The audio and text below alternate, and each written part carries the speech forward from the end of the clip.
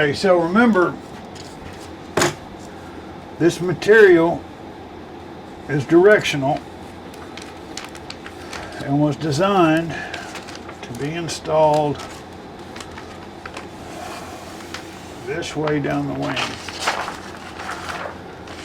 Our wing halves are a little over 36 inches and our root is about 9, so we want to pull off about 11 wide, and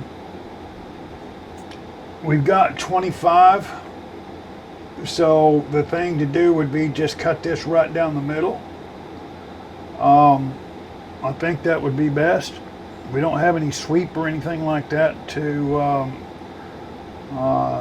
in the wing, so we don't have to worry about it running off or anything, and we cut it right down the middle. So let's go to, we'll go to what, 12 and a half and put a little mark. Make sure that we've got,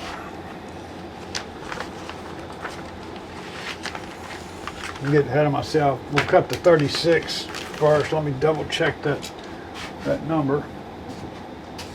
Okay, so I've got 2 inches hanging off there.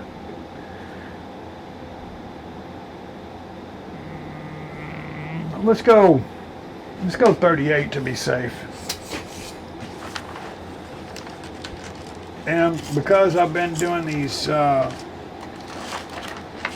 outlaw cuts off of this thing, I don't have a square end either, so that means that I got to be careful where I measure from. Put this here, pull this out and see. It's a good time to square this roll back off. I'm going to call the corner of that table. This is going to roll, it's not flat. I'm going to call the corner of that table the end of my material. Get it up here square-ish. Okay, but if I put something here that will keep that thing from rolling, all of a sudden it's flat. Alright, so I'm going to call the end of the table. What did I say to be safe? 38? Yeah.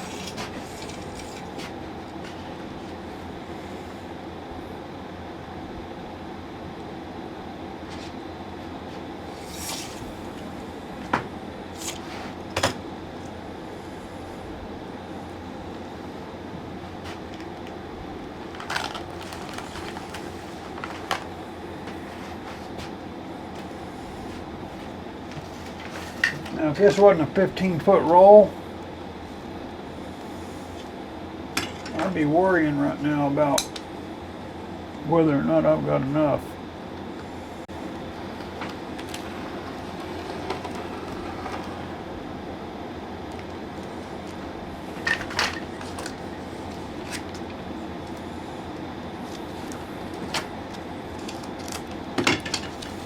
Hanging off down here.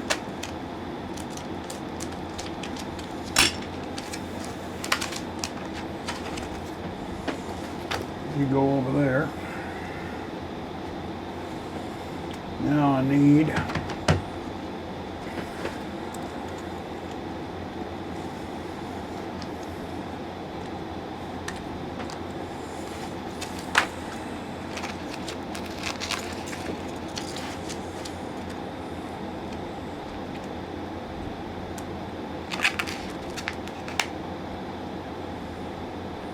there's 13 and a half.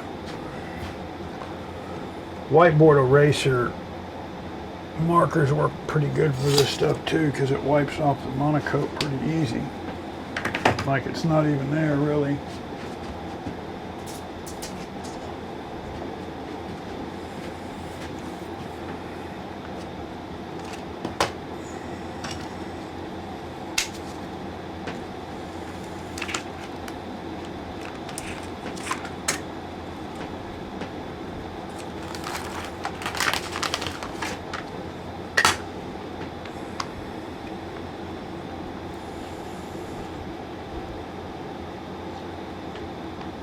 one, there's one.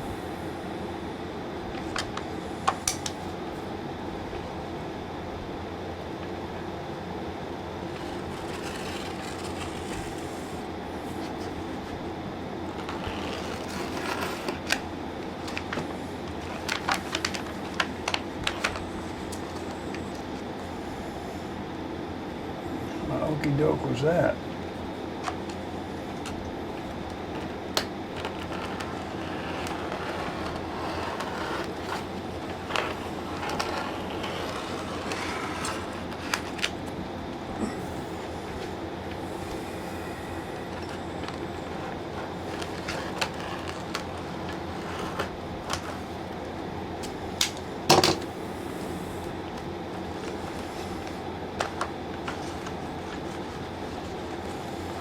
This uneven table does not make life easy when you're trying to cut.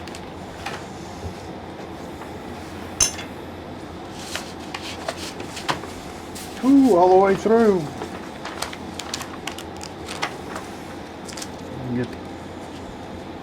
That would be enough right there.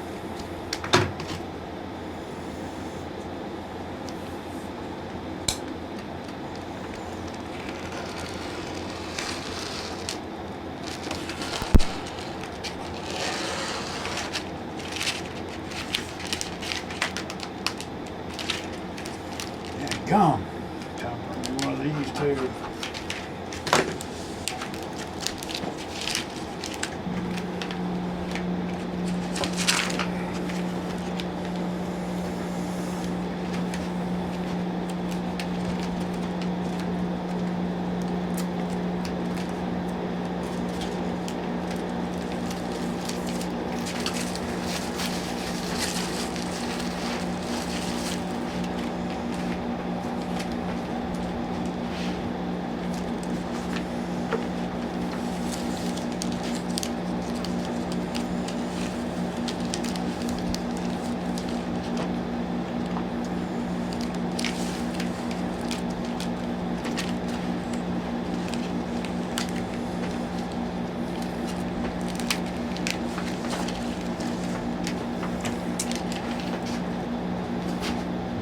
You folks should know why I have that stuff cut, right?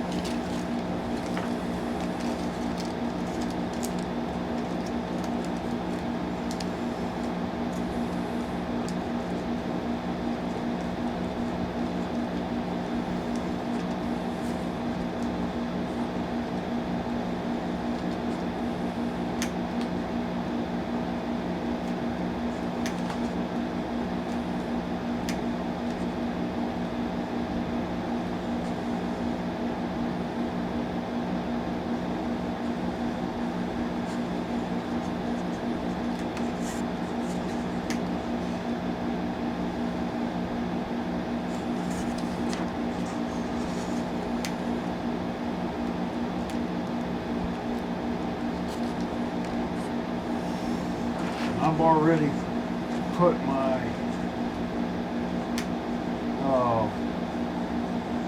balsa right glue on these wingtips a couple of days ago.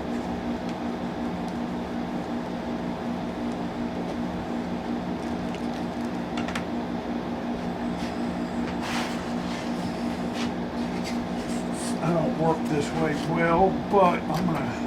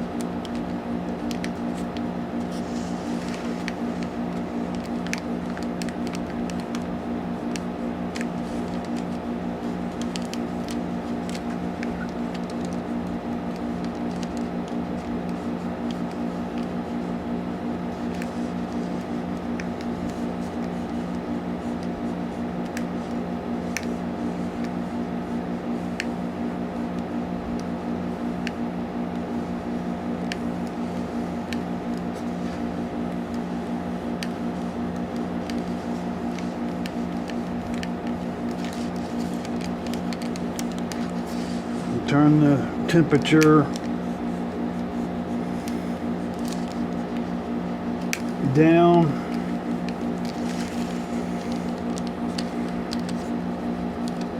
So this stuff will kind of relax a little bit and start allowing you to work with it.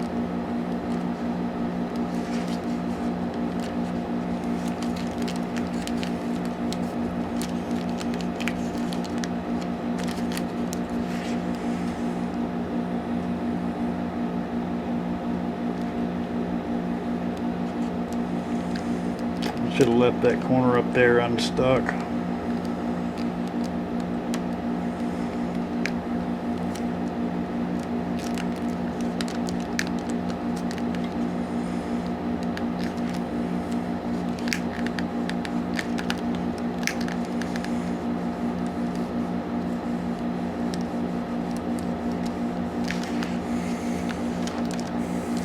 Because you got a lot of things going on up here.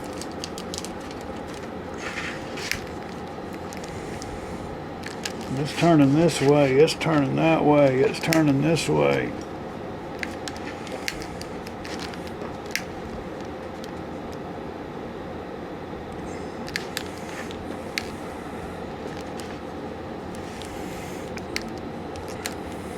A good way to practice this is get you, anything and try it, you know, it's got odd shapes, and just start covering, you know, as long as you can put a little heat on it. And just start trying to get covering around it. I watched some of those guys do that 3M car wrapping stuff. After watching that, man, I knew I'll never complain again about trying to get this stuff on, man, because those guys, they create magic with that stuff. With some of them guys with, you know, very little heat will come all the way around the front of a hood and back up underneath. I don't know. I still don't, after watching the videos, I'm still not exactly sure how in the heck they do it.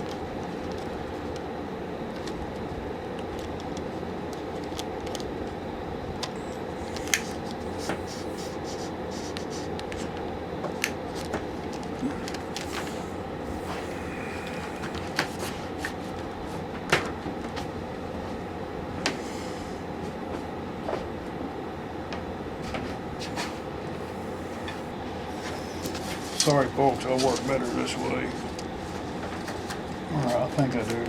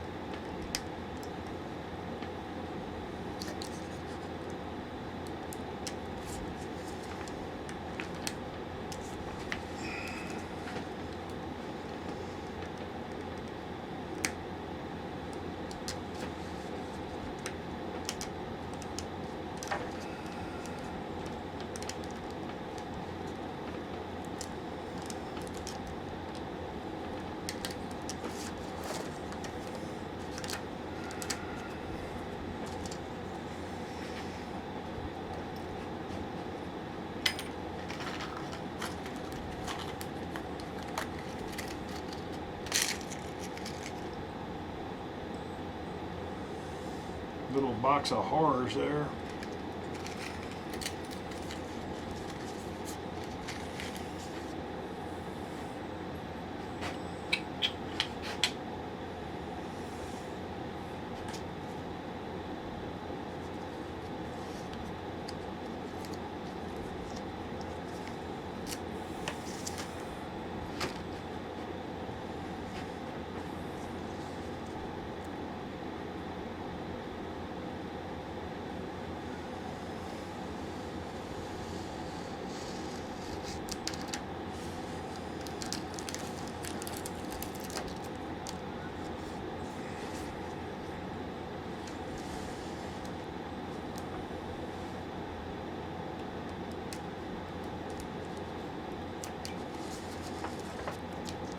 Now I could have wrapped that over there, but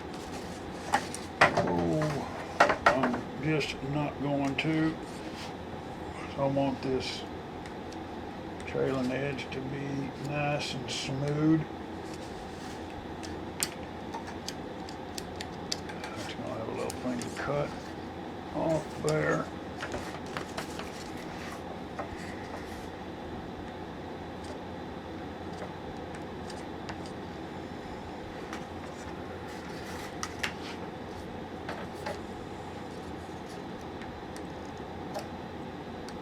I want to get this thing done so bad. I'm working at the corner of a table. I should stop.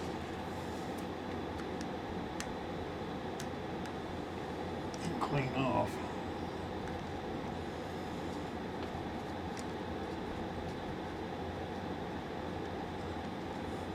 Folks, I want to get to work on my motorcycle real bad, and I don't want to leave this undone or not finished. So look here.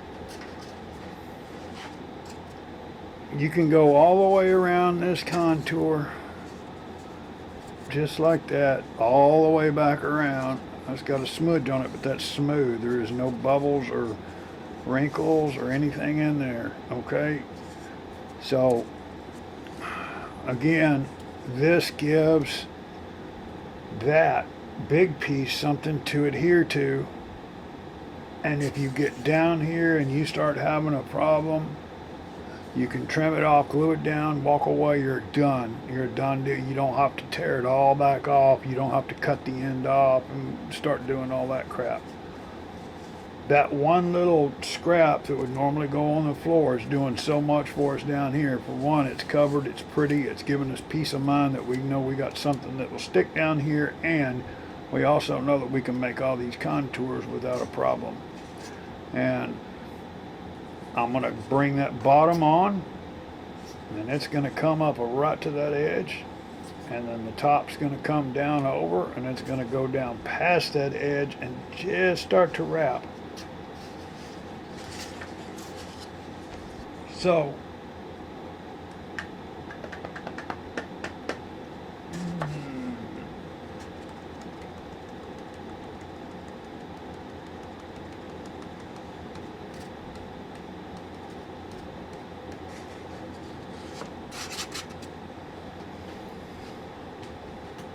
I've got a complex about this.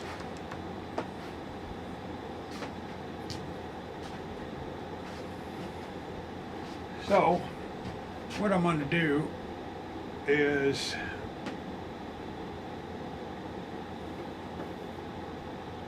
well, for one thing, I don't know. Give me 1 sec here.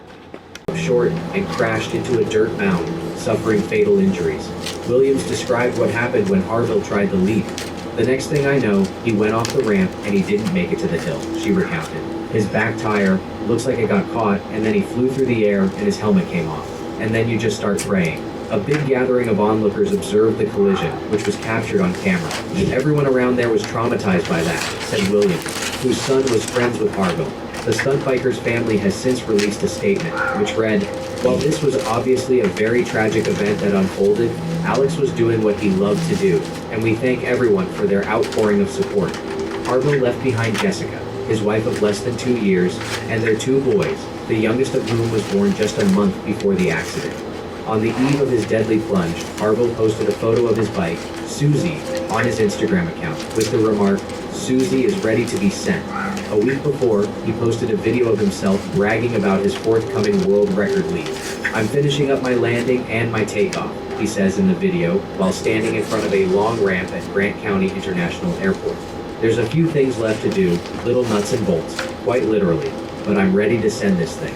After inviting his followers to come out and witness him leap 350 feet on June 17th, he mocked the way his bike would travel up the ramp and fly in the air with his fingers.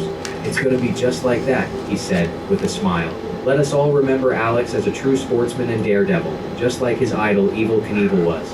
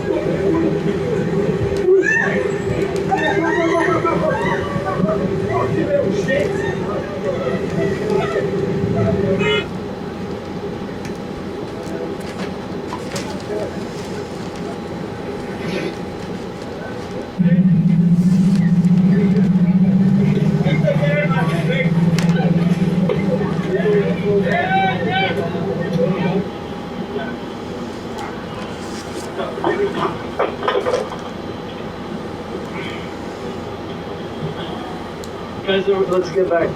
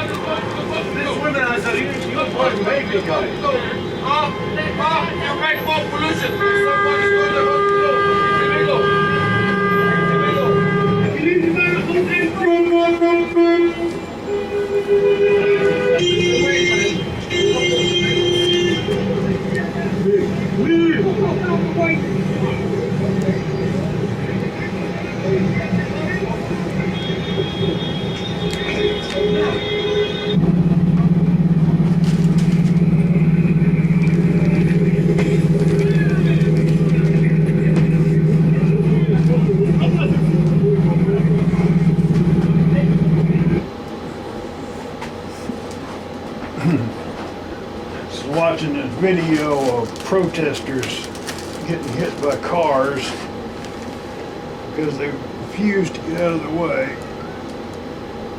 I've got my mic off right now. I've got to get this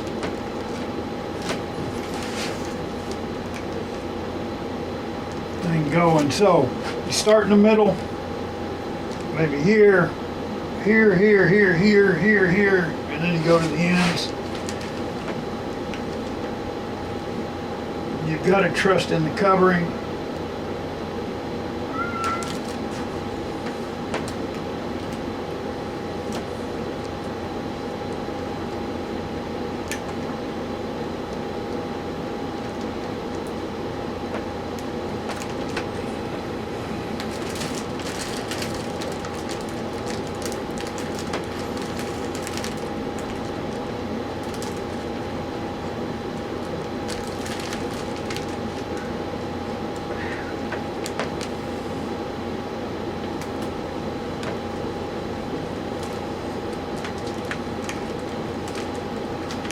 this is the way that everybody teaches you to do this stuff. And the videos from manufacturers, I will show you another way that I like. Kind of goes against this, but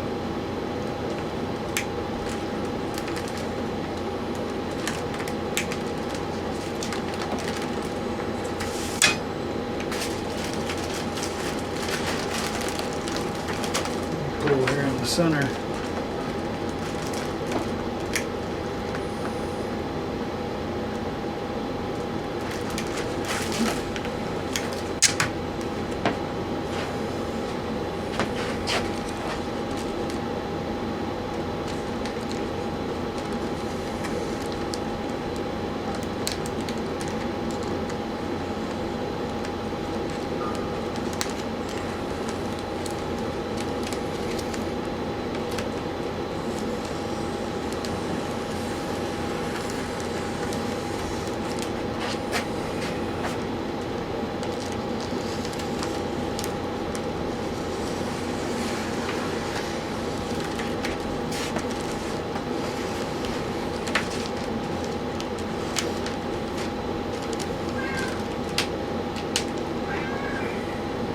Mr. Cat, you're really trying to get my attention, I know.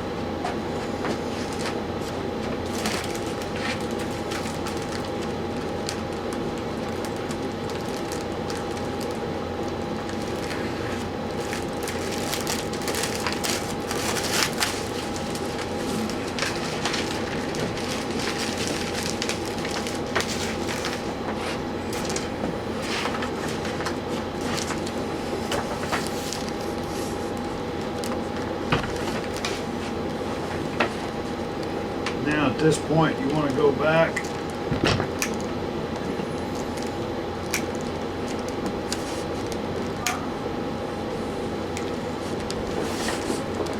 and start filling in the middles, getting it all ironed down. I'm still at a very low temperature, just enough to make this thing stick. Cat, would you quit? I'm busy.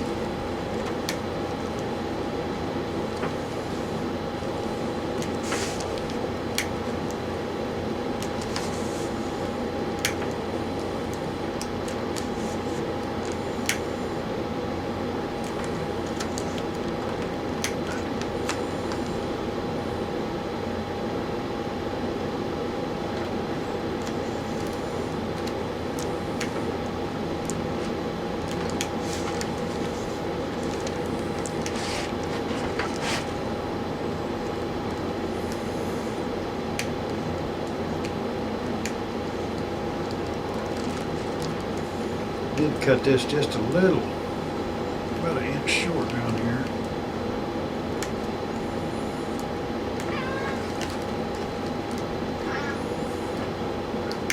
Gotta have enough material to work with, to pull.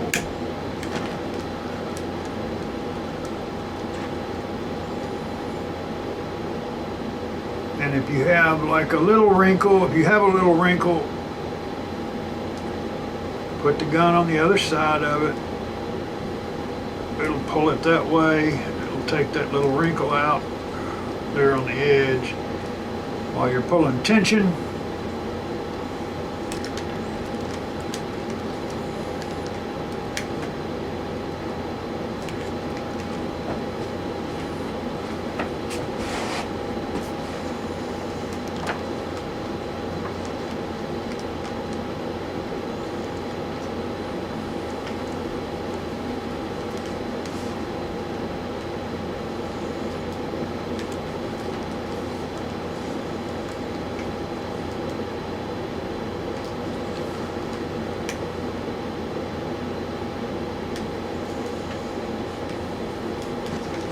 promise you, if I would have had this laid out for 15 hours, 20 hours, something like that, it would not be as wrinkled as it is right now.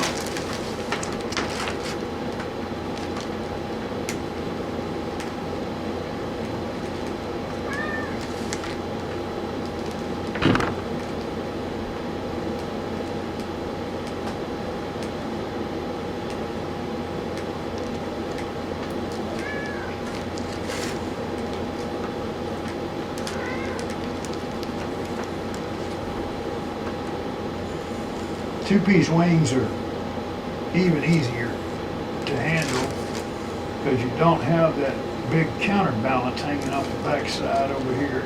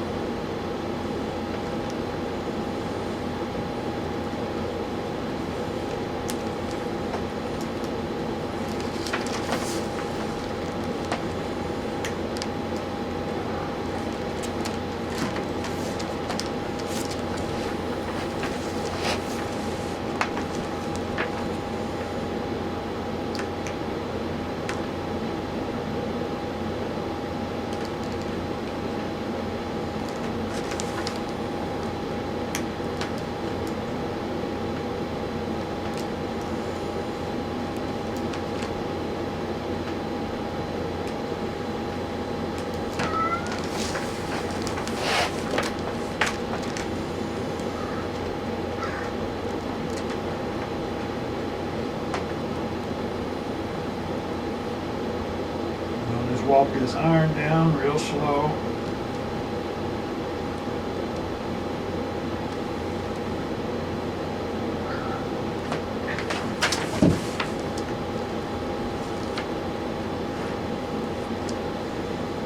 While you fight with the cat trying to crawl up your leg.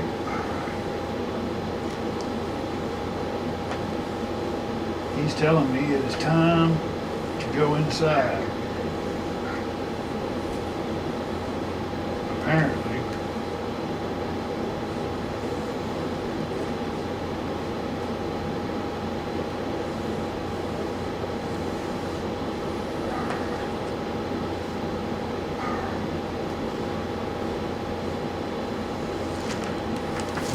This stuff is really a dream to work with.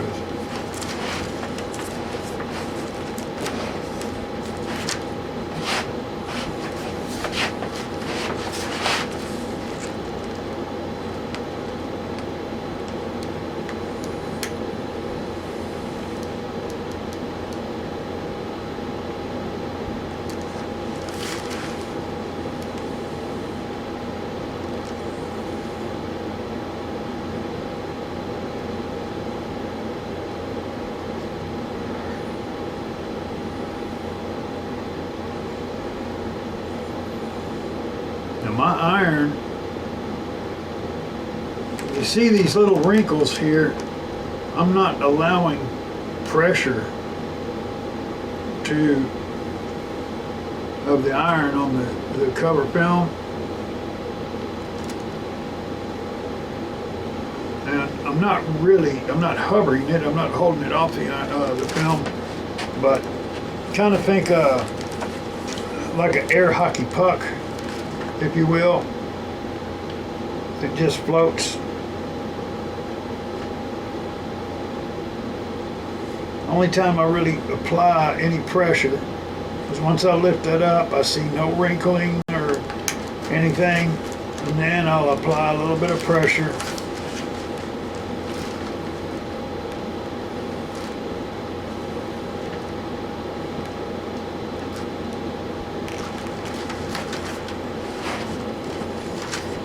Because if you apply pressure on a wrinkle, you're gonna build a crease. And those are not easy to make go away.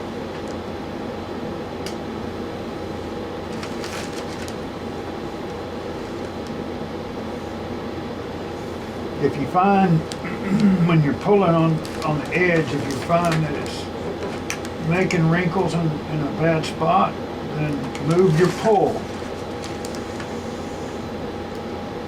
change the direction of your pulling. And from right here, I can pull, you know, 3, 4, 5 different directions. I can roll my finger this way, pull down top, pull straight out, pull down, and you'll see the film start to work with you.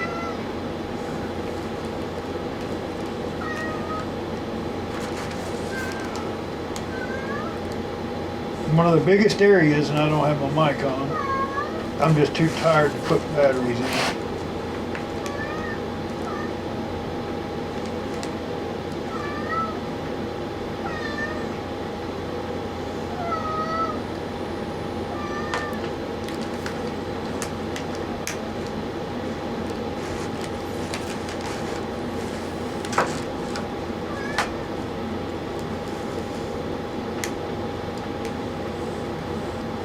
I wish there was a way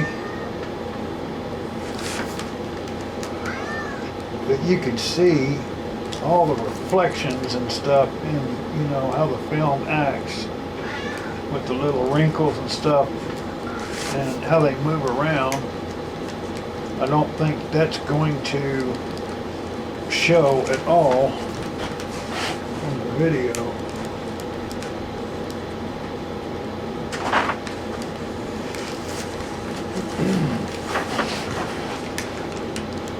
Okay, I'm trying to get past the center of the wing,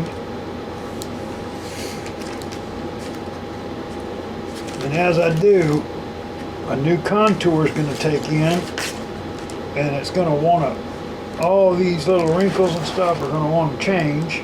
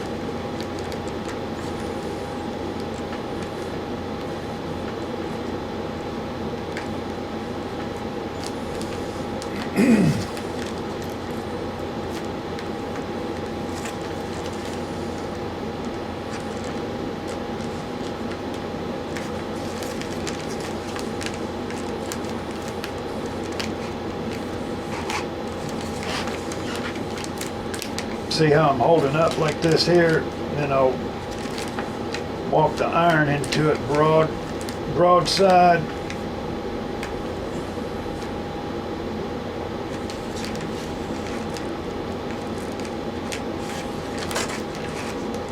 And just kind of let the covering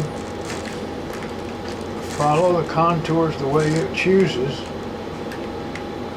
Sometimes I have to manipulate it just a little bit to help it out.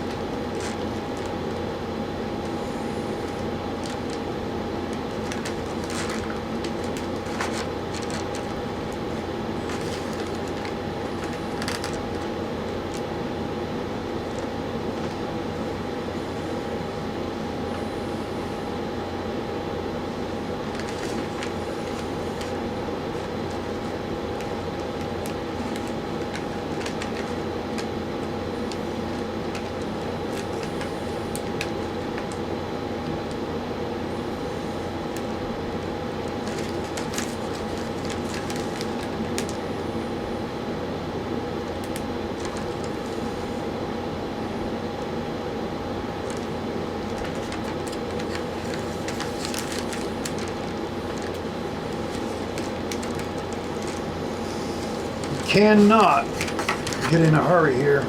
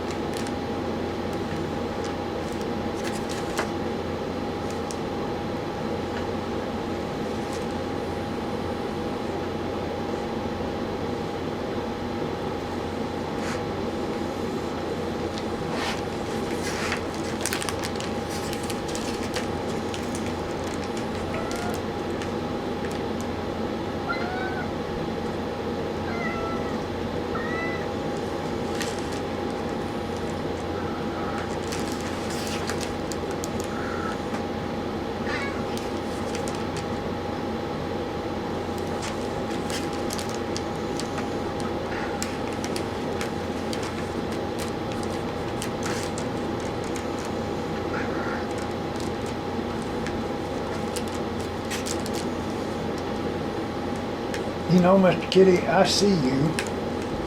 I hear you. I see you.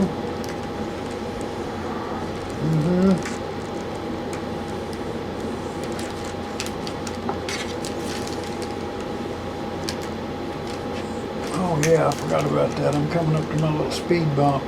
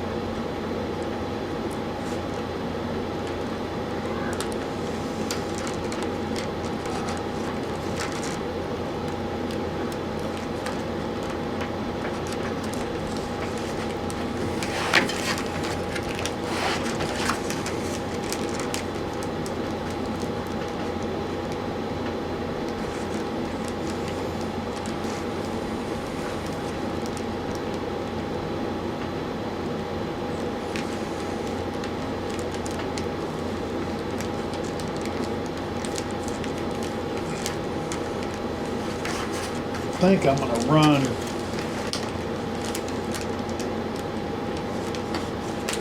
a color in the center.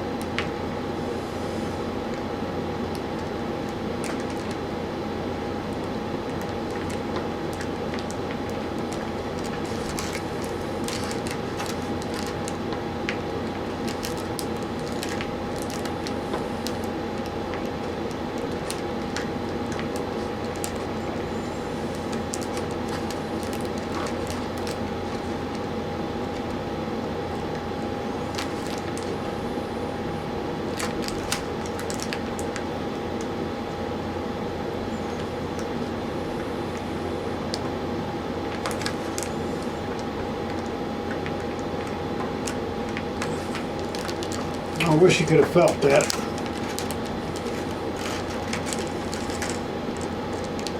I ran up there with that heat gun and this stuff just went into submission. You can feel it just give the way I wanted it to go.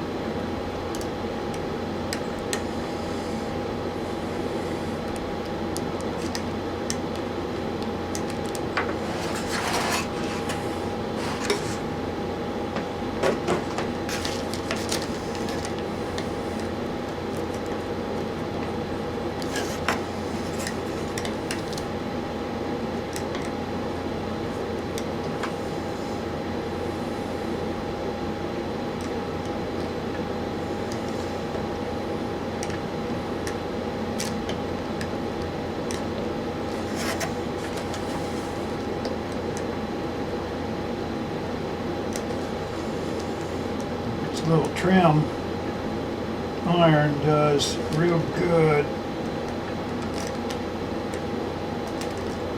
getting the corners and edges stuck well. It's concentrated heat in a small area. Okay, now I have met the middle. Now I want to go over 1/4 inch.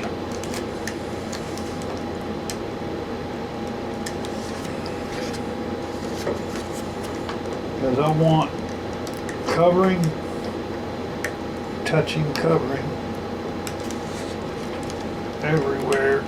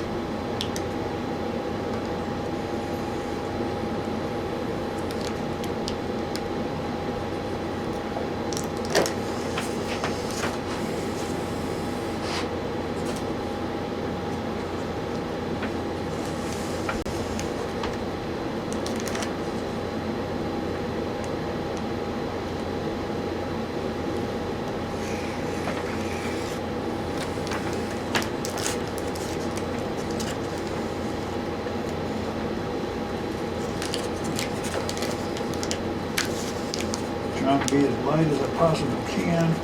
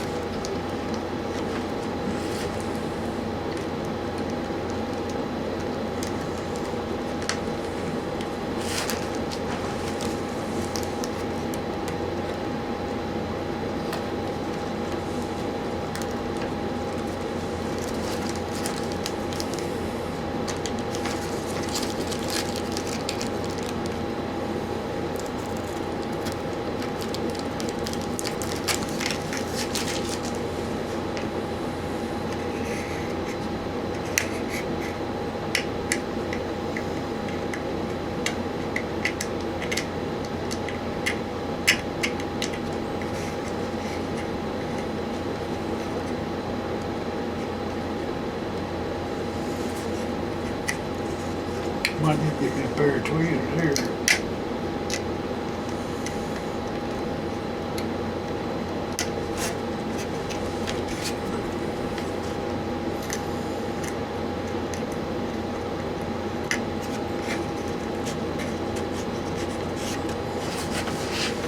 I could cover this up just with the covering, but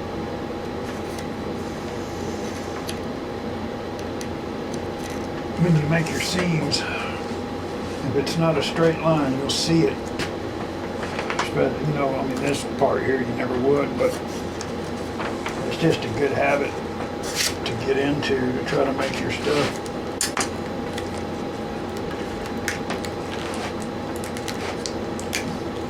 There's a lot going on here, man. There's a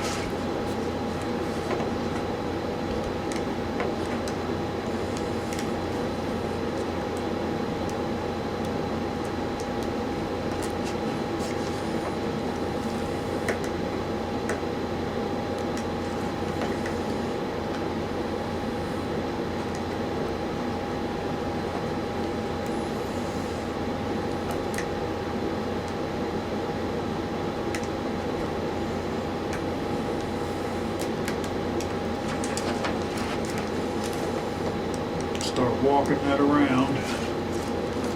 Get back over to my big gun here.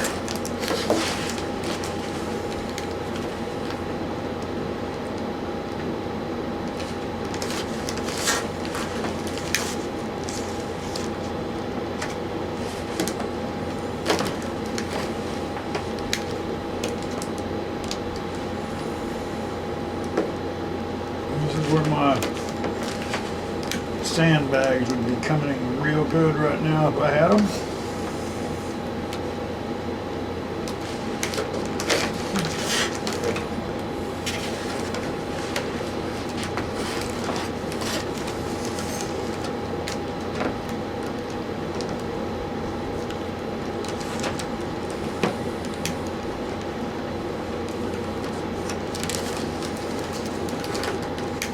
Try to get this seam or fold nice and crispy.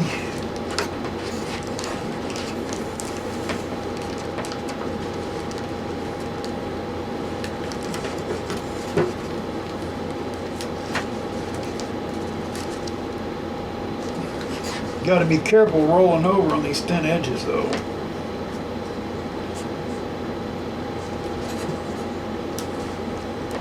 Right.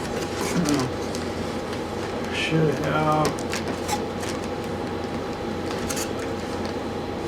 that all standing up. Let me get me a relief in here. Pardon me. Hey, bud. Hey, Yeah. are you in bed? No, I'm shooting a video right now. What do you need, buddy? Well, so mom's dog is sick, right? Okay. And I'm down at the vet. Okay. But what I need to do is I need to come down there and pick you up, have you drive my car or whatever. And I need to get her car and bring her car down here because we thought we were going to be able to just, but no, the wait time is like stupid sick or something. It's like crazy. Yeah, man. Whatever you need, brother. All right, I'll be back there in just a minute. About how long? I'll make sure I'm ready when you get here. What's that? How long you gonna be? I'll make sure I'm ready when you get here. I don't know, dude. I'm right there. I'm over where we skateboard. Oh, At the okay. dog hospital. Oh, okay. Yeah, no, I mean, no hurry. I just don't want you waiting on me when you get here, I'll be there in like 10 minutes or something. Okay. All right, mate. I'll see you in a little bit. Bye. All right.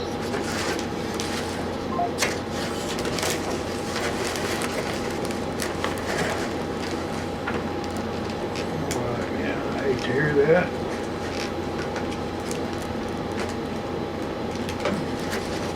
That is my outlaw and partner in crime that lives across the street. Apparently, his mom's dog who lives in a little travel trailer there on his property is sick.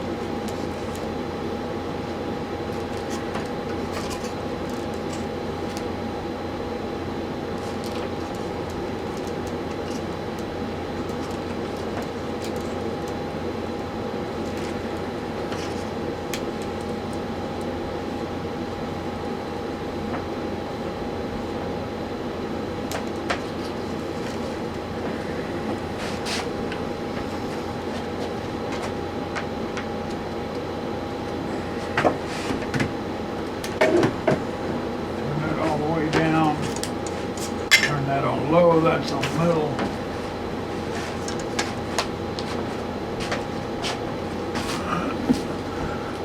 Races dirt bikes, and think of those guys as heroes.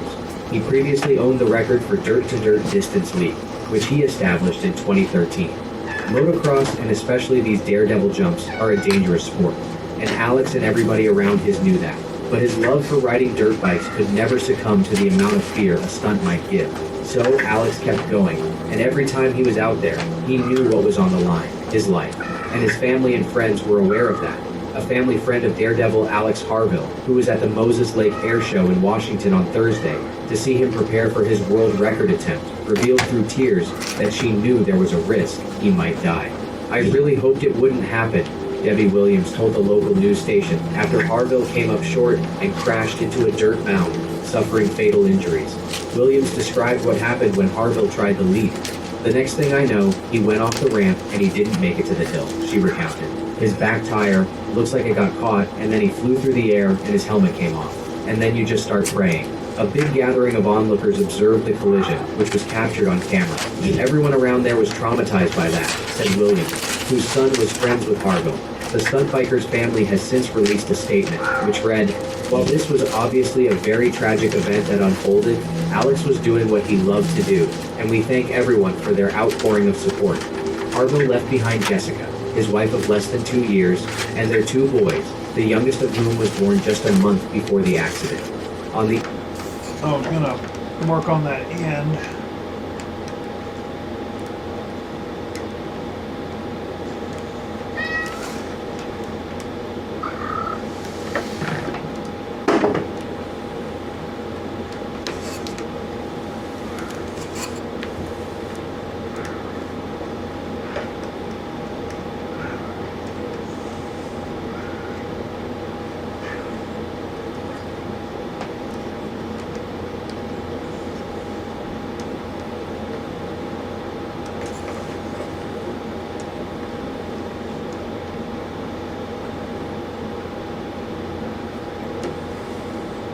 I really feel that I could do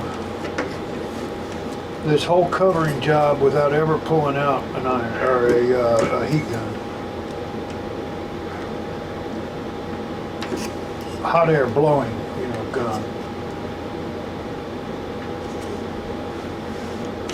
Which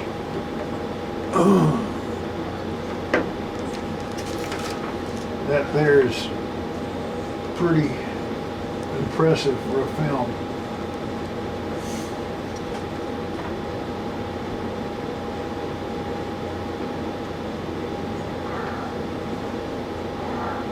Just barely touching.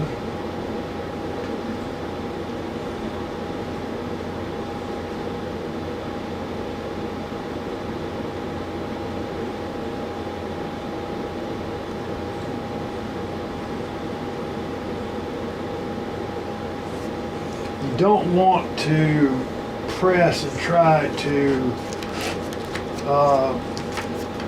make this stick to that spar like you do the leading and trailing edge. I find that you have a better relationship with it when it's not glued down except around the edges. Now there may be a reason why people do that, but every time I've done that, I've ran into problems when the wing starts moving around, and it just puts more stress on the film, or so I remember anyway.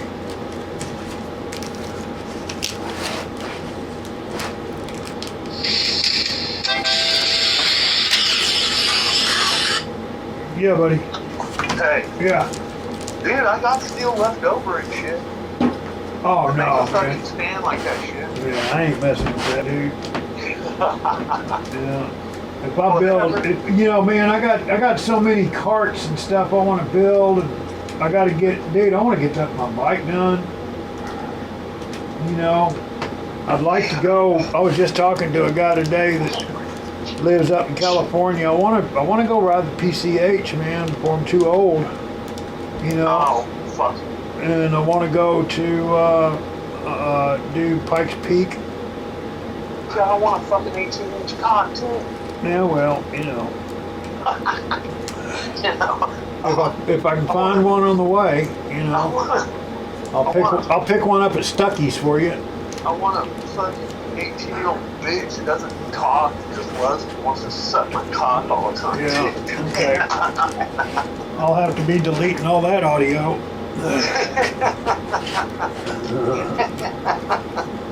Technical difficulties. Yeah, I know, Jim. I don't know where they're silly. But yeah, you know, so I sent you a thing on these cars they're or the 3-wheel bikes they're making out of I don't like 3-wheelers. I really don't, but I'm infatuated with them. But this one is a company in Virginia, and it's called the Vader. And isn't it Suzuki that makes the Busa, right? Yeah. Yeah, so they can't, Suzuki, because of the dealership laws or contracts or whatever, they can't sell just the motor. So these guys buy brand new Busas and then take them apart, pull the motor out. They sell the rest for like eBay or whatever. Because there's so many of them out there. Yeah, frames and tanks and all that stuff. You know, dude, you know. But hey, dude, it is a nice setup. Their factory, the way they've got everything done. Everything's like sectional, man. Like the pedal section, the front ends. You know. The way I feel about the 3-wheelers, dude, there's no reason why they sell quads and that 3-wheelers have to follow anymore. You know what I'm saying? It's just a stability fucking issue. Well, you know, you blow the front tire, or you blow one of the tires on the 3-wheeler. I mean, you know, the chances of slipping the fuck over are a hell of a lot better than blowing one of the tires on 4. These things are so sophisticated, dude. They're like, it's like driving an F1. Yeah, because the 2 wheels in the front, one in the back. Yeah. Yeah. Okay. Well, see, you know, then that makes sense, right? Still. You know, that motherfucker get away from me or something like that. Oh, yeah. More than 3. 180 horsepower, dude. But it's got 3 big old fat mammoth tires on it. You know. Dude, just do the CX-14 because that's got 209 horsepower. All right. Yeah. There's a reason why they call the CX-14 the Hayabusa killer, right? Yeah. I guess that their reasoning is that the motor's been around a long time, you know, and it's just the CX-14 has too. It's a bulletproof little, you know, motor. I don't know, you know, besides that, I don't know why they chose that. They talk about all that stuff, man. Even Ed says, he's like, if there's one thing Kawasaki knows how to do, it's build big fucking horsepower, long-lasting motors. Yeah, when we were kids, he says it about Kawasaki. When we were kids, the saying used to be, if you want to get there fast, get a Kawasaki. If you want to get there every time, get a Honda. Because, dude, people bash the fuck out of Suzuki for not being reliable.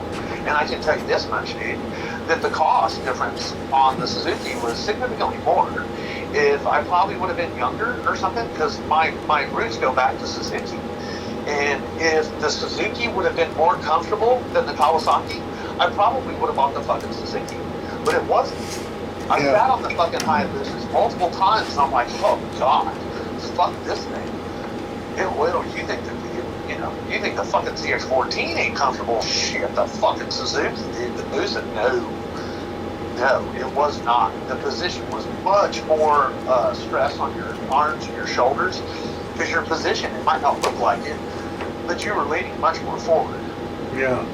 Well, Kawasaki's had a real good run with that Ninja, dude. Well, I don't know. I think they made one. They were saying that they weren't going to make it in 2024, and they are. Yeah. They're still making them. They were thinking that the 2023 was going to be the last year. I can't remember. I could have fucking had a 2020 or 2021, but there was no real changes. It was $2,600 more. I told Nicole, fuck it, you know, and I would have had to drive to New Braunfels to get it. And which one was that? it was going to be a year newer or something. It was going to be a 2021 or something. The same bike though? Yeah, same exact bike and the graphics. I didn't even like the graphics, dude. But it was her brother-in-law. We were at dinner, dude. He called the motherfucker right there and said, hey, you know, because they had just bought like $100,000 worth of shit from fucking New Braunfels, you know. And he's like, what can you do? And he's like, okay, here's the price. And Nicole was like, well, he's like, if you want it, you know, if you want to fucking, I was like, not really. I don't want to fucking drive to New Braunfels to get it and shit, drive it back, fuck that. So I just opted to fucking do this one, which I was real disappointed. I told you, when they were just jerks, dude. Everybody's just jerks anymore. You know, they don't care. Buy it, don't buy it. We don't fucking care. Somebody will buy it. You know, they don't care anymore, dude. It doesn't matter. You know, they've been calling us a million times because of recalls on the Toyota. I said, well, I'll bring it in. I said, but that's y'all's problem. I said, you can give me a car to drive. Well, no, we can't do that. Well, then fuck you. Then it can burn to the ground and I'll have my insurance see. What kind of recalls do they have? There's on the headlights and the steering gear or something like that. And when they called me, well, dude, I told the guy, I said, I'm not going to bring it in for just the one. I said, you can get your shit together. Well, I'm not showing that there's I said, dude, I'm sitting here looking at the fucking letter. Well, I don't know anything about it. Well, then fucking figure it out, dude. I'm not playing with you, dude. I know that it's not, you didn't fucking create the problem, but it's a Toyota problem. You were quick to fucking take my money because between the truck and the fucking car over there, that's probably almost $100,000 for fucking Toyota. So suck my dick. Yeah, dude, I'm not playing games. You know, fucking don't. You know, you can help me out a little bit. I fucking, like I said, boy, you had your hand out quick. I wasn't down there beating you up and playing games. I wasn't. I bought the two vehicles from the same dude, but he's like he's like one of the fucking fleet managers or something like that. And the reason I dealt with him is because he's the fucking manager. And he thought I was crazy. You know, this motherfucker's crazy. Yeah, dude, because I'm not fucking, what's the price?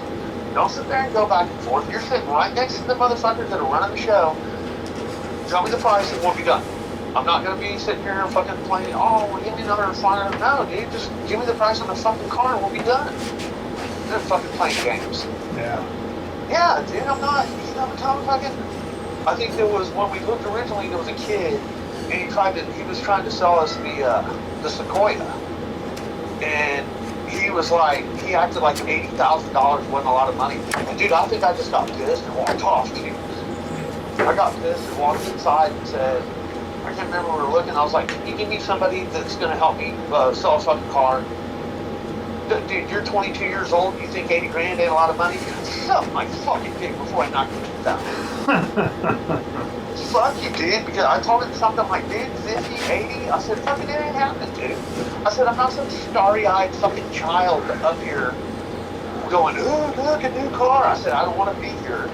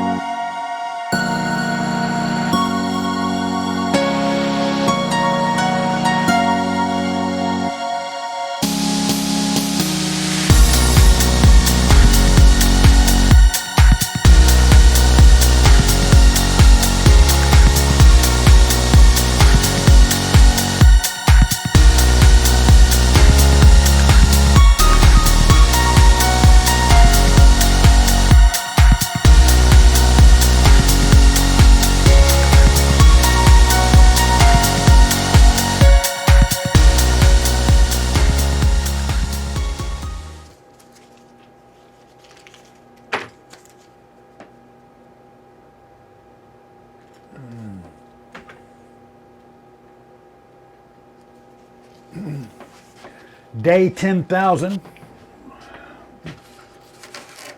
5 million years later.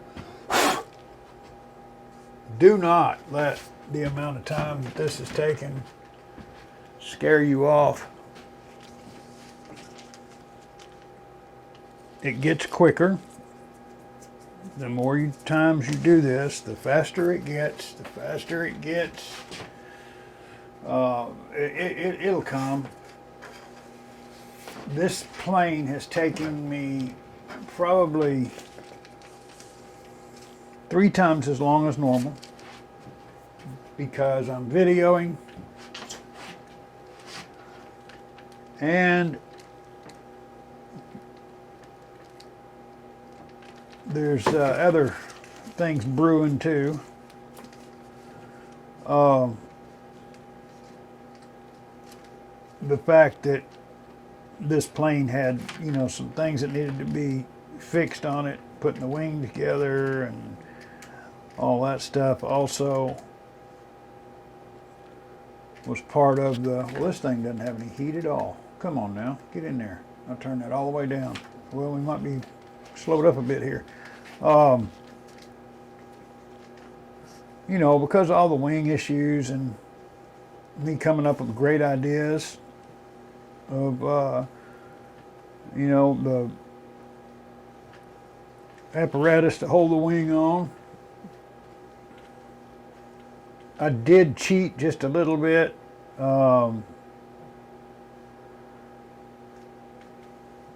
That blind nut that's sticking up there in the middle on top of the wing was driving me crazy. So I thought on it a bit, and at first I was going to build a strip to go from the root or from the leading edge to the trailing edge. And I even started to cut on that piece.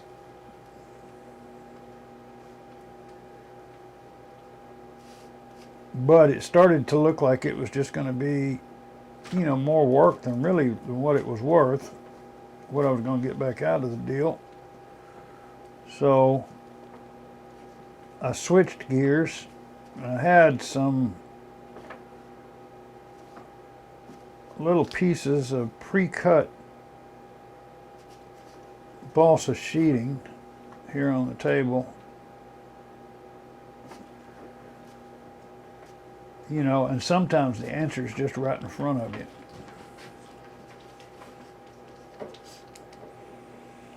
So I'll show you that here in a minute.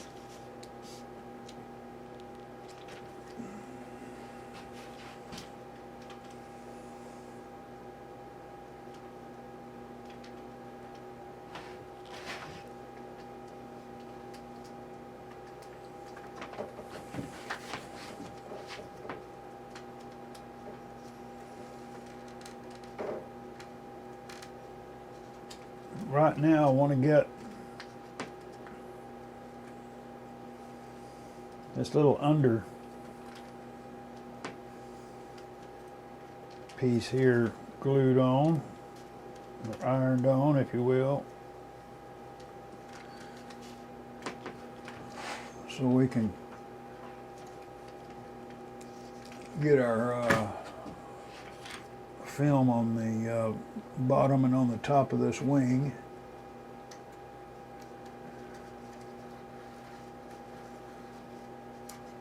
And this will go pretty quick as compared to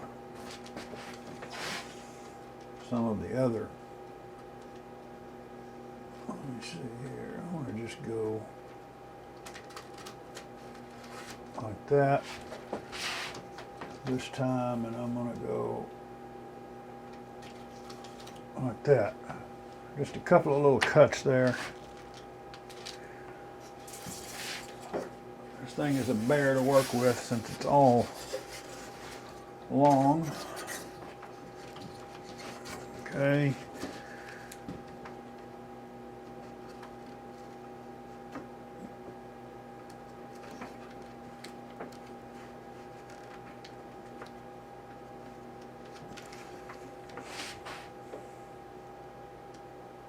This is the last night was the first time the bottom, the first half of this bottom of this wing was the first time that I taken this this film and stretched it over an open build, not just not laid on a flat surface, and was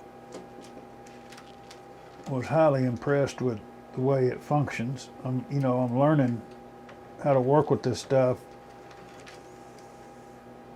just like you, if this is your first covering film. I do have the advantage of color, putting stuff on before other manufacturers, and not all manufacturers are the same. Monocoat and ultracoat are two different birds completely.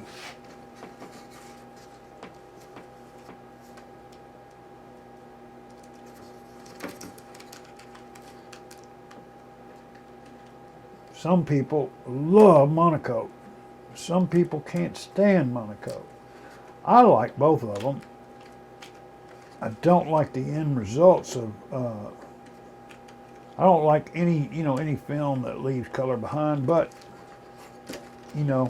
it's just another step that you got to take. Of course, it's a big step if you're trying to recover a plane, rescue a plane, whatever you want to call it.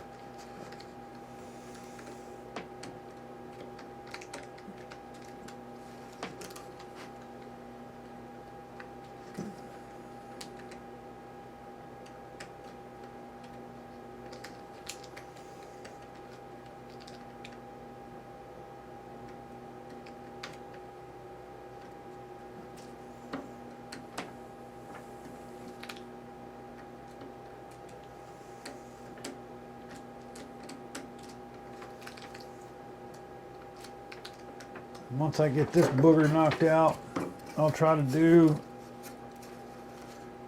some extreme close-ups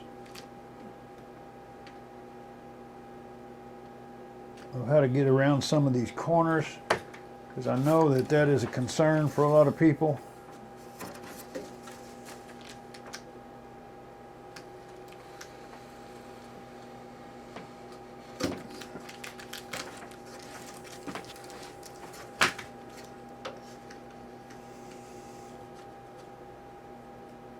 But I do have it in my head. I want to get this stuff done.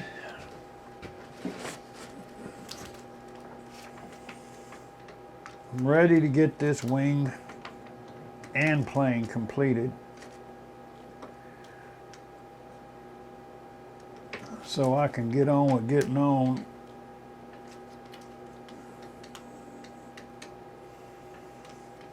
I've got my days and nights mixed up now, and it's starting to affect my work during the day.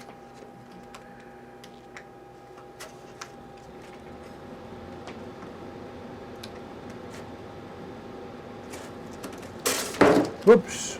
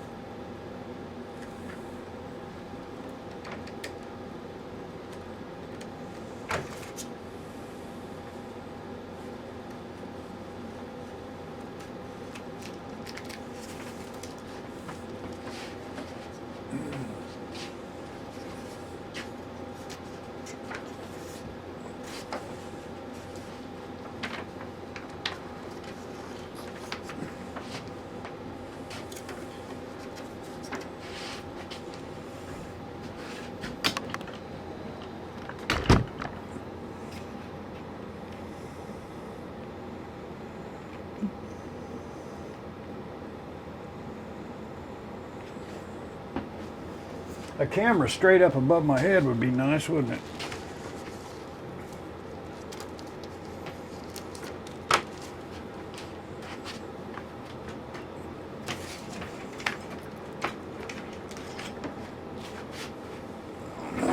Let me fix this short plug problem I got here. There we go. Now,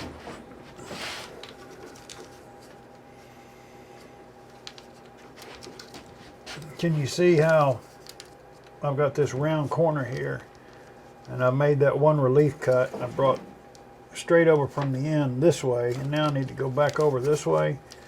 But to keep that curve in there, I'm going to start like this right here, and I'm going to walk this from the edge up and over, and then I'll twist it back this way a little bit, and then twist back this way a little bit, twist back this way a little bit. Just keep pulling it around as you're applying that heat to that area, making sure not to get on top of those little wrinkles. And then just start walking back up.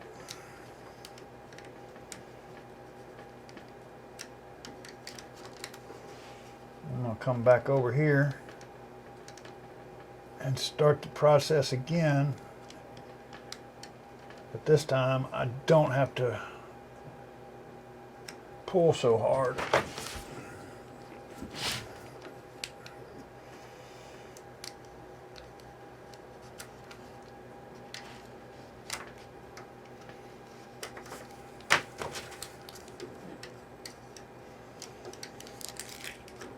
Okay.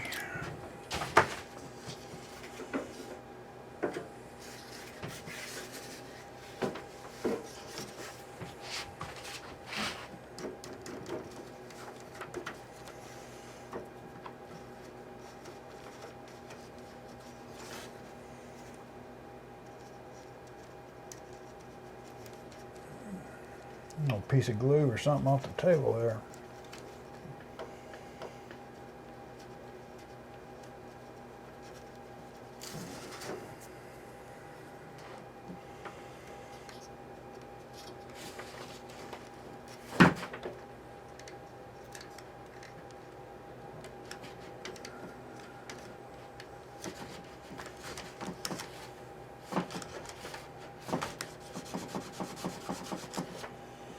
They actually make a cleaner for that.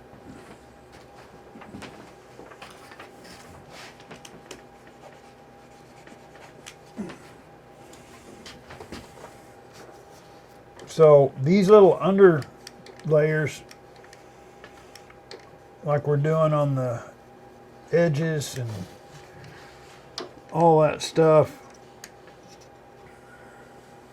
there's quite a few reasons, you know, for these things. The main one is that the covering sticks to it also well, to itself better than it does just balsa, right? And that's so much a problem that we have to use balsa right sometimes, and some glues are better than others. This stuff here's got really good glue, but anyway, that mess will be covered up. But the thing is about these corners, for this stuff to stick to this balsa, you really got to crank that heat, crank the heat up, you know, and to make around these corners and all that stuff, to get it nice and smooth, you know, you got to kind of work with a pretty hot iron. So the other thing is that when you start tightening these things up, then what happens is this stuff pulls, and if you've got a seam that's real close together, sometimes it separates, and what you'll end up is you'll see balsa. So when you put these edges in these critical areas where you have a lot of compound curves, or where you don't have a big edge to bring them and lap them over, you know, it would actually be beneficial to run one of these all the way down this trailing edge, just, you know, top to finish, and just a 1/4 inch on both sides. And then that way, when you come up to it, you don't have to go down and all the way down and over. And if you do, it's sticking to or to the cover film, and it holds. So there, and see that there again. That's no air gun. That's just all iron work right there. So I'm really impressed with the way the stuff comes out. Trust me, it's nothing that nothing I'm doing as far as a high amount of skill. It's just a good product. It really is. And so far I've been real happy with it. So let me widen up so you can see what in the heck's going on. And scoot that over. I believe, if you're not mistaken, this is going to be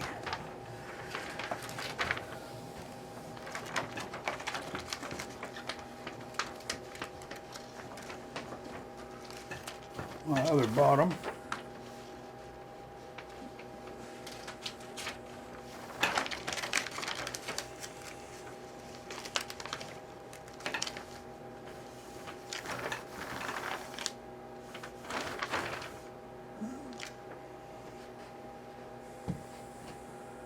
Radio, another piece of little blue tape here.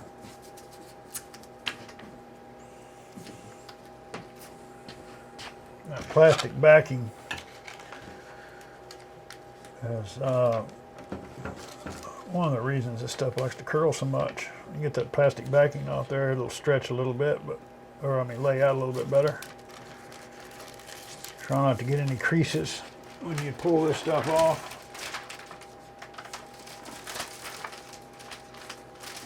And you don't want to touch it on the back if you can get away with it, but you just got to sometimes. And if you've got extra to hang over to grab whole tub, as long as you're grabbing in that area, you're okay. It really doesn't affect it that much. You just want to make sure your hands are clean if you're fooling with it.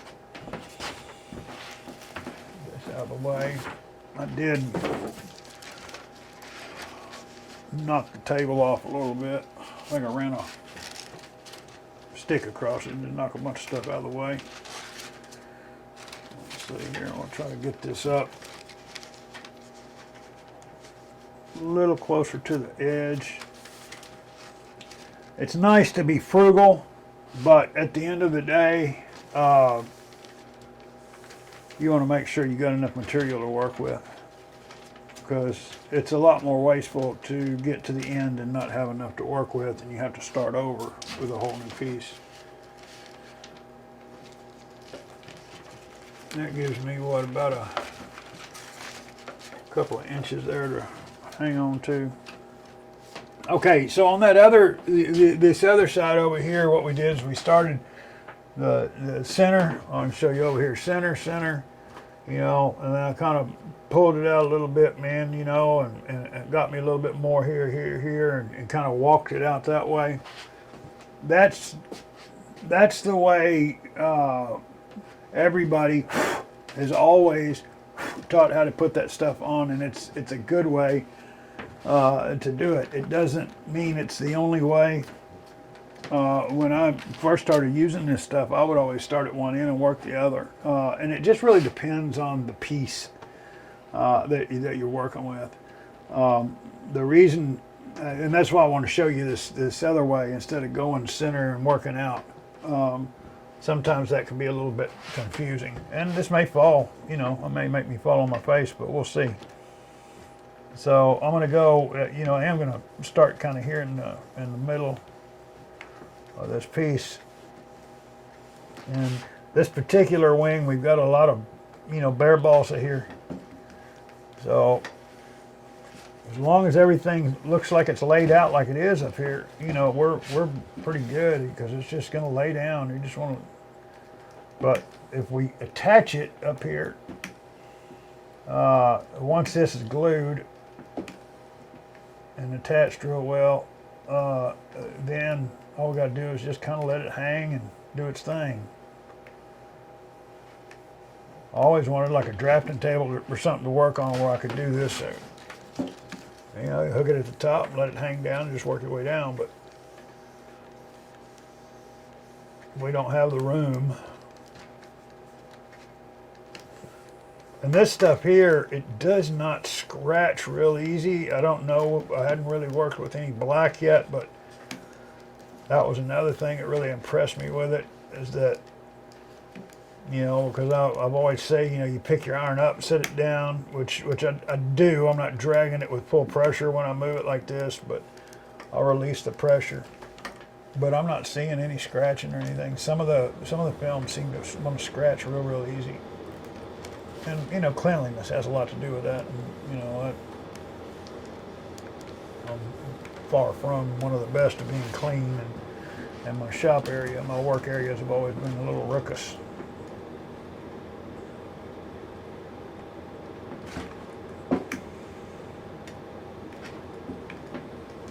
Okay, and start reaching out and getting to the edges. Because these things, they never really lock down until you wrap like that and get around the edge, and then it'll start, you know, start acting like it's supposed to, as far as the holding part. Okay, now let me get my blade. Let me do one better and get my new blade.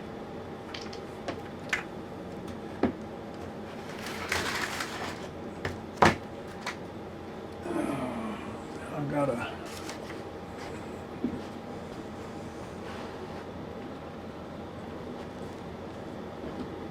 keep checking these microphones because they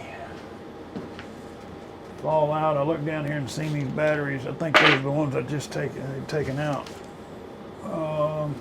Back over here. So, let me see here. Take this one here.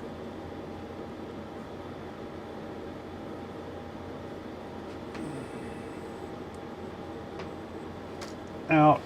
Put a new bullet in the gun here.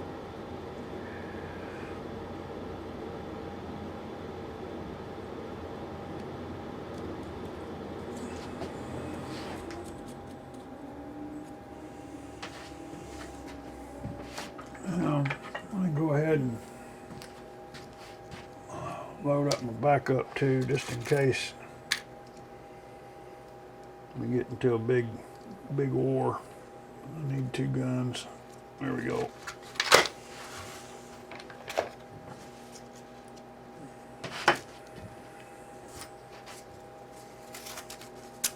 Uh-oh, we ran out of tape.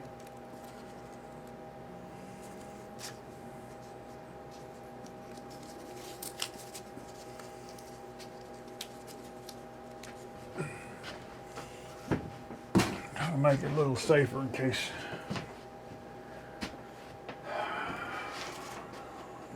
Throw those and somebody, you got a bag in there and somebody picks it up, it will cut them wide open. I've seen it happen. Let me see here. I'm gonna try to get this. This damn iron's hot as heck too.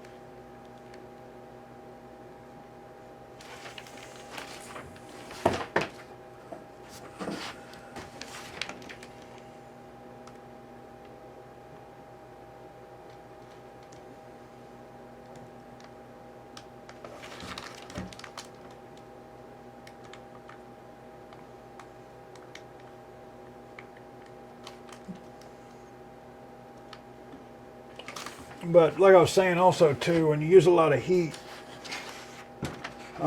it takes the luster out of the color.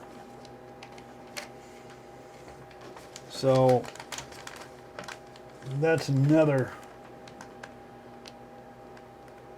reason for our little undercoatings in certain places where you have to use a lot of heat.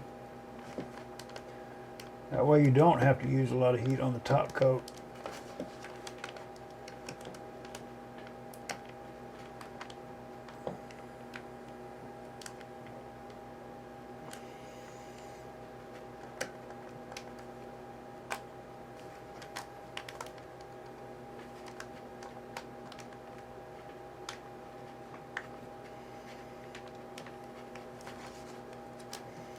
That little block of wood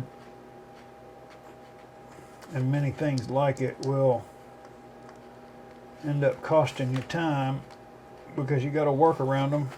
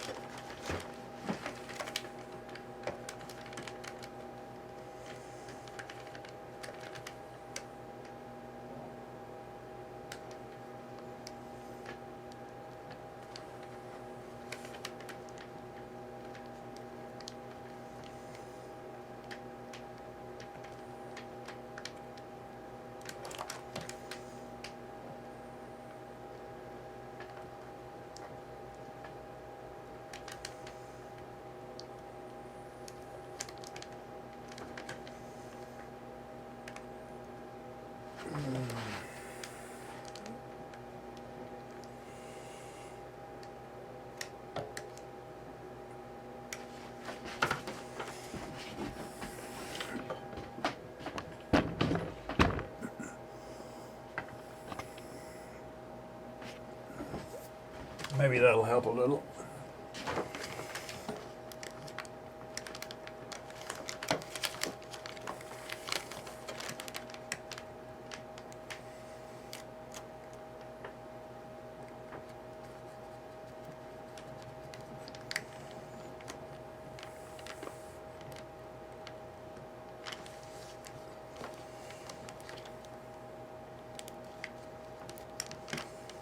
You see why this little tool is just so dead gum handy.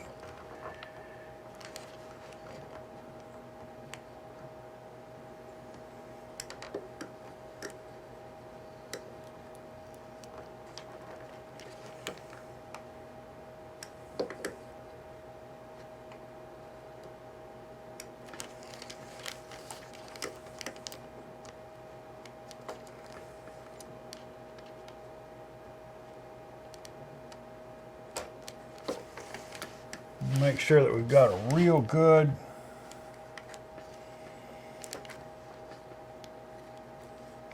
overlap.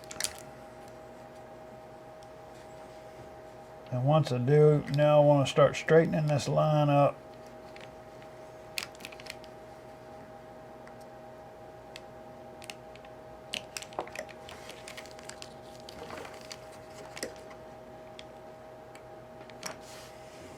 so I can cut it.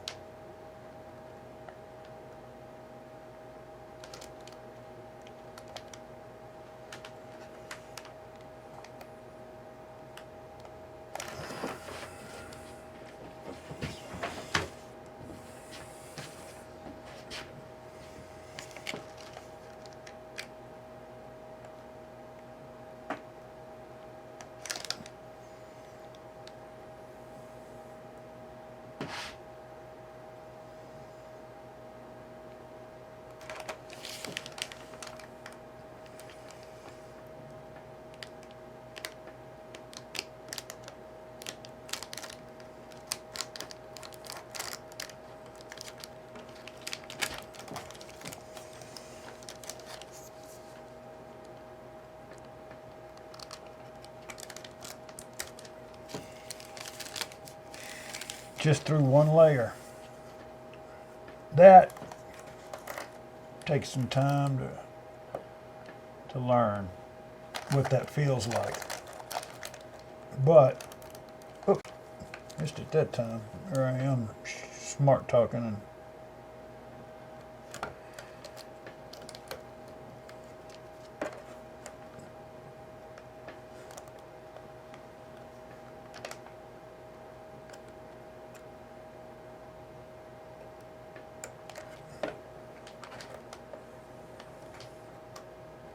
there it is.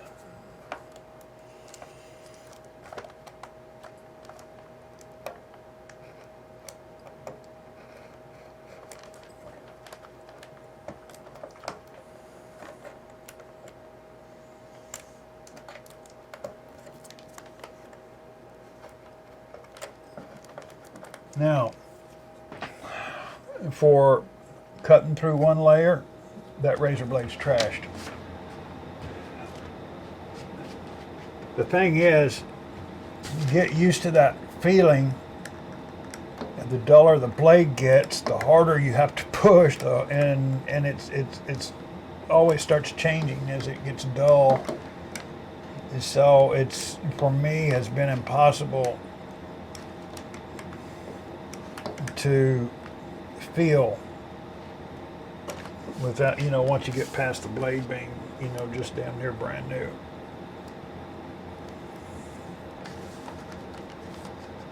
Okay, now see, I don't want to start trying to go hard around the edges right now, because what we want is we want this stuff to be lax.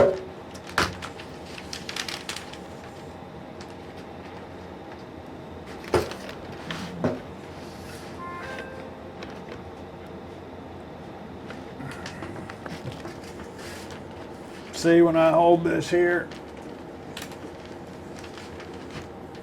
it on its own, just with the weight, it's still nice and flat. There's no wrinkles in it. If we had wrinkles in it at that point, we would need to stop and address them, because if not, you're going to be chasing those wrinkles all the way down the hill.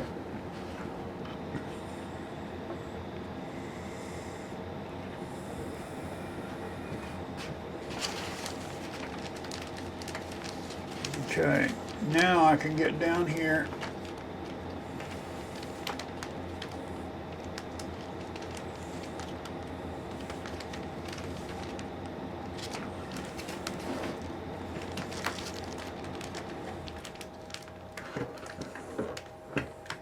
and just pull.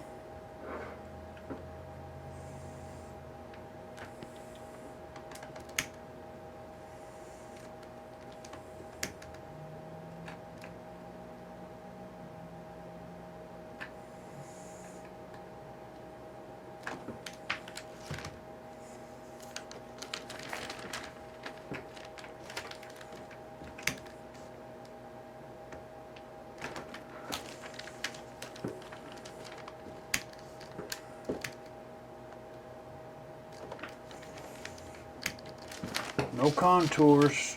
Don't want to try to go contouring right now in this time of the game.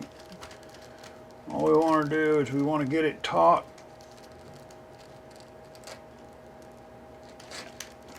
one end to the next.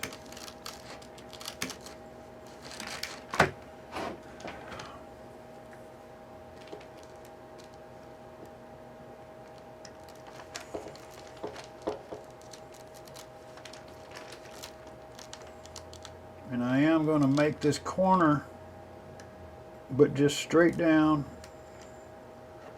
I'm not going to try to go this way or that way.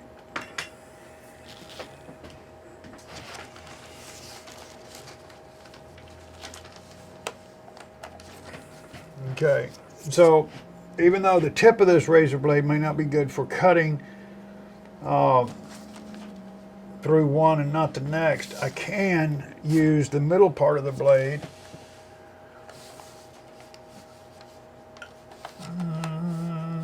I want to start getting some of this excess off, because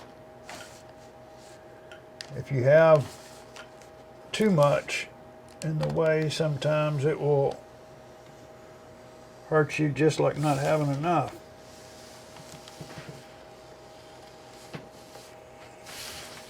This is a pretty wasteful way of doing this. The right way to do this is to have all these pieces, you know, get a good measurement, add inches, lay everything out, cut all your pieces, number them, you know.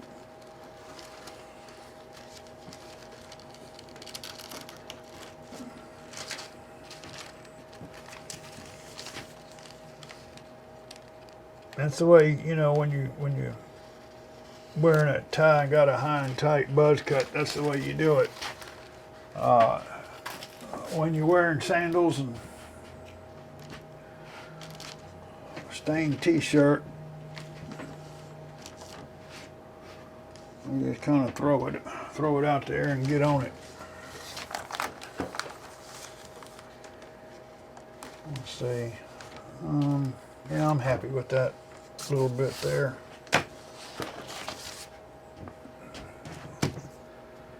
There, before I pick this up and try to use it, I'll go ahead and reload. There we go. Get that nice and tight in there so that blade's not moving around. That'll fool you too if you got a blade that walks on you. Okay.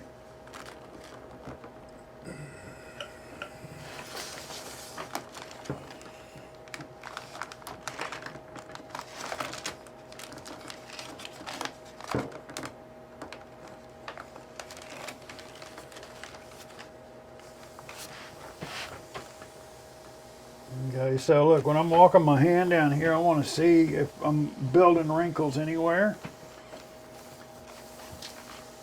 Doesn't look like I'm building any. I think I'm good.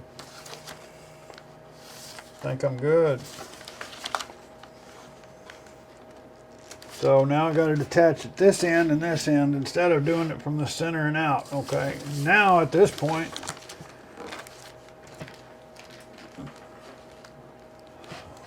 let's see, yeah, there. Pull on that, that goes away. Pull on that, that goes away. So this is golden. You don't want to pull too much, because you pull too much and then you're going to have a problem when you get to the other side.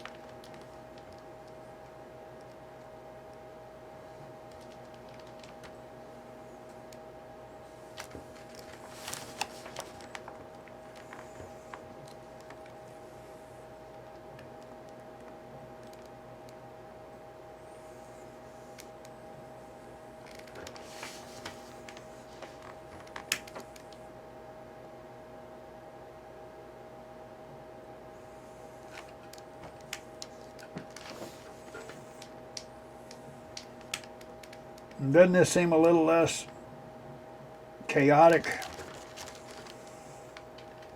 Doing it this way versus going from the middle out.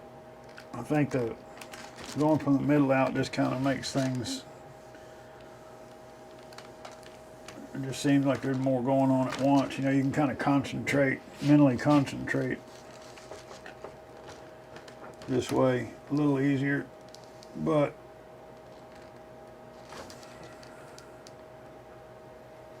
this ain't the right way. It's just the way I do it, right?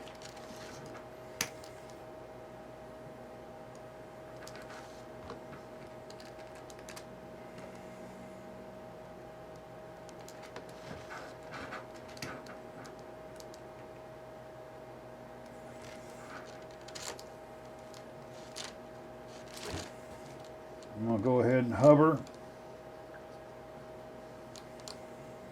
here, and what I'm doing is just pulling some of these little bitty baby small rinklets.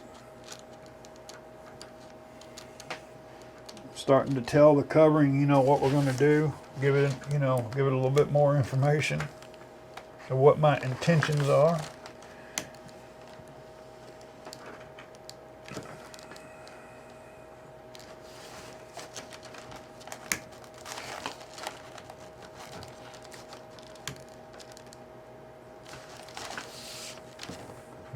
This covering wants to be on this airplane. It wants to be here. You just got to show it the way.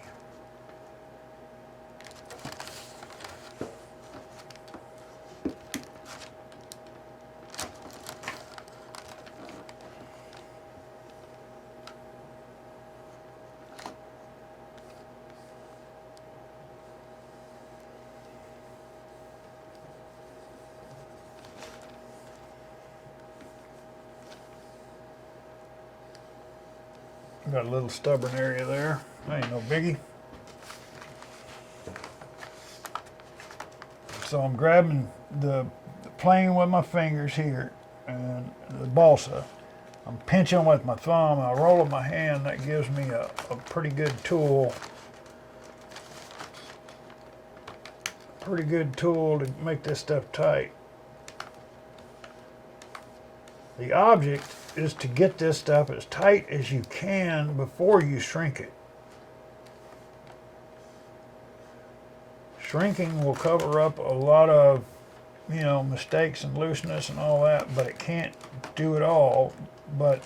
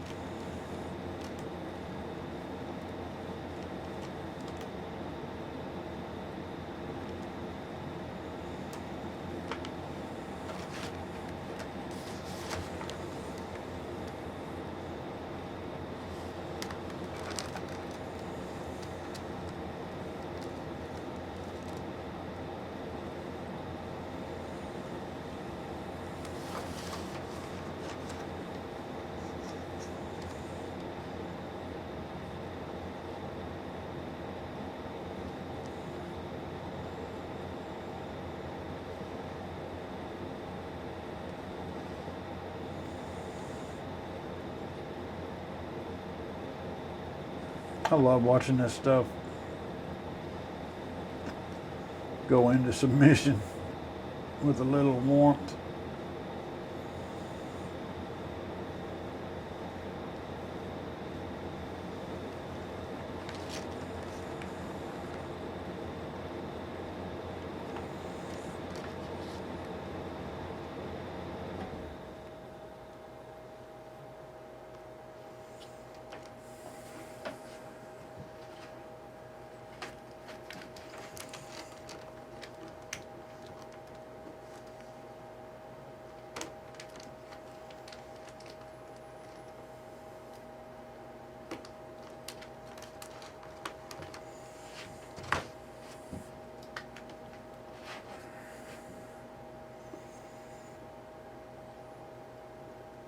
Some little baby rinklets there. Put a little of this direct heat with this shoe. Pull them out before we get in there with our big iron.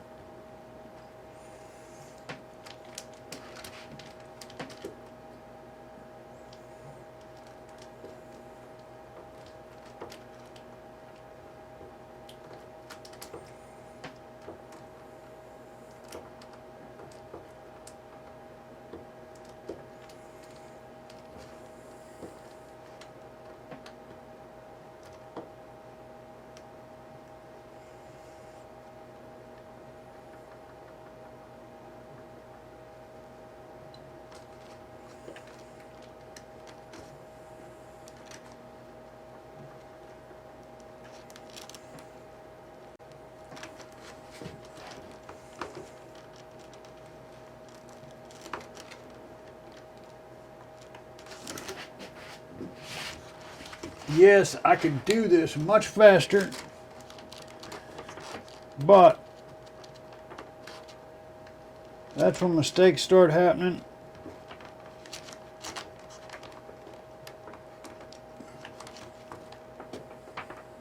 And why get in a hurry? Enjoy it.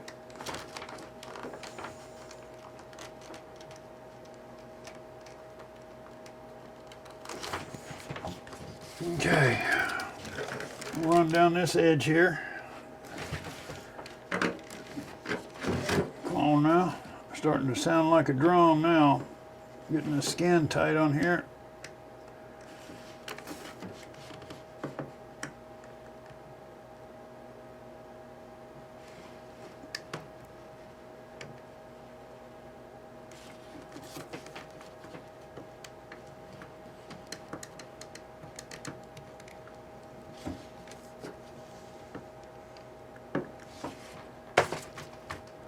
Guess I could use my bigger iron, man. I get used to that little one though.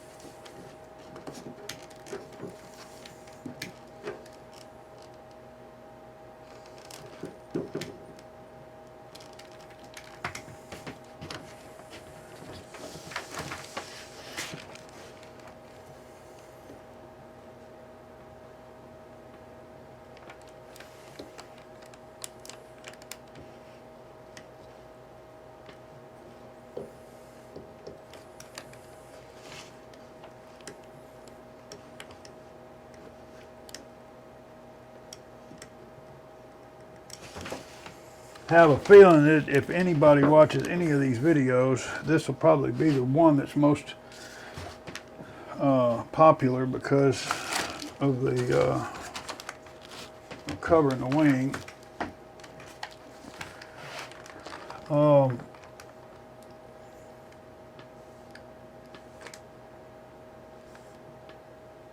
Every time I do a video series on a how-to. It's never what I think it's going to be when I get started. And I'm rushing to get the videos and stuff up, so I'll probably go back through and do another short edited version, but you know, that's going to be another 10 or 20 hours worth of work. So it might be a while. Hopefully there'll be enough footage. Or I know there's going to be enough footage, usable footage. I might do a voiceover and just kill all of this rambling. It's hard for me to focus talking and all that at the same time.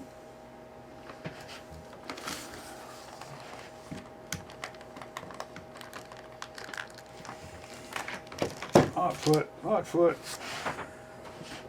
This is where we have that little step.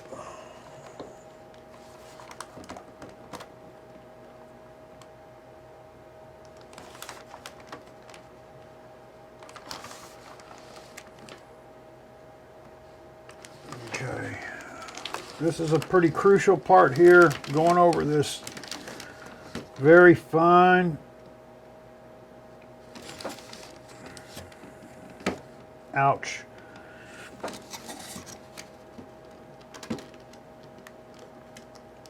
This trailing edge. Most of the time when we're doing this, we've got ailerons or elevons, and we can hold each one of the control surfaces and we can do them individually. But this thing being a crank and yank and a one-piece wing makes it even tougher. But we've got to make sure that we get around this corner and do it well and tight. Now if I would have done a little underlayment here, went down and laid, you know, about a ½ inch piece all the way down, I could come up to the end, hit it and go. It's faster working with that little strip in my opinion, but all right, I'm gonna have to cut me a relief right here. When you cut reliefs, make sure that you don't cut all the way at the corner, because if you do, you're gonna have a gap there. What you wanna do is you wanna, whatever thickness it is, you wanna start that cut here and then down.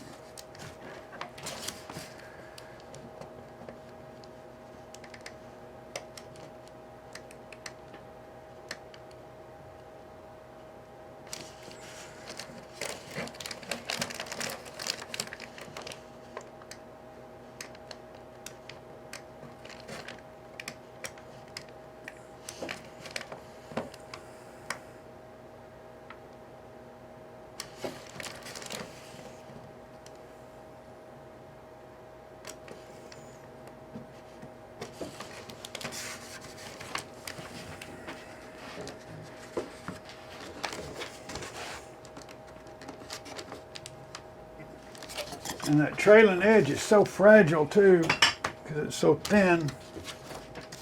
Make sure we don't poke any holes in our new covering here. Okay, let's see here. We'll come in.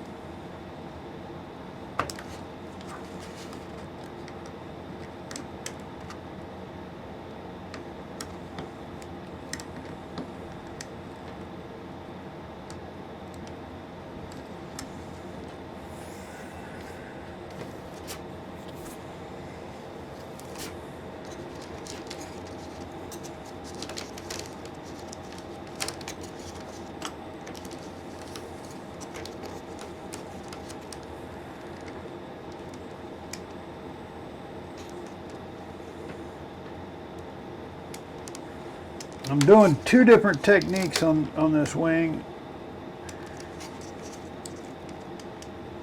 on how to deal with your leading and trailing edge, and we're going to talk about the third.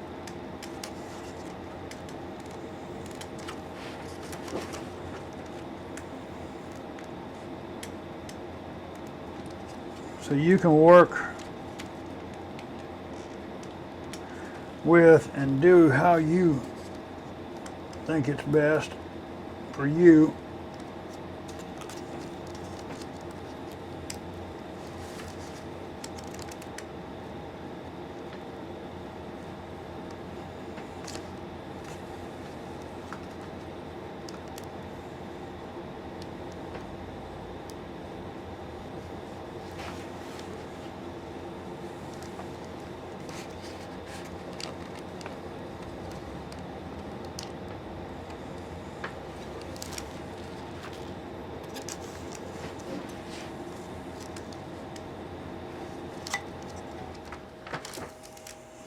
So this is what I'm talking about. I could have taken long piece, 1/2 inch, wrapped it around the, dadgummit, imagine a 1/2 inch piece. I could have wrapped that around with straight cuts on it, right? So you got about 1/4 of an inch here, wrap around, you got about 1/4 of an inch on the other side, run that strip down fast and nasty. Then when you come in and you put your bottom pieces on, you know, you lay it down, you come up and you have something to tack to right away. And then you can go to the tail end of the plane. Now this is on the bottom, you know, the trailing edge, and cut it off smooth. And that's basically what we did here, but we did it without putting that trailing, you know, that underlining in. So now this one here, I'm doing the underlining, but I'm doing it with the bottom piece. I'm coming up and back over because you can't stop on this end. And the problem is when you start heating this stuff, it starts drawing. You want to make sure that you're either attached real good to this stuff here. Also, you got to run a cut because if it's balsa, it's going to pull off most times. And when you cut this, if you don't just do one layer and you get into that second one, that's another problem area where it could draw on you and leave you with a split. I think I actually have an example on the fuselage. So you could take this all the way up here to the ribs. Wouldn't hurt a damn thing. You know, it wouldn't. Or you can cut it just like there was a strip here. You know, if somebody got down real close, they might be able to see that there's, you know, another trim piece up underneath there or whatever, or a fold over, but you just can't. You just can't see it in the work. Really, you got to kind of get down there and feel. You'll see what I'm saying when I'm done. I'm not real good at explaining stuff sometimes, especially when I'm concentrating.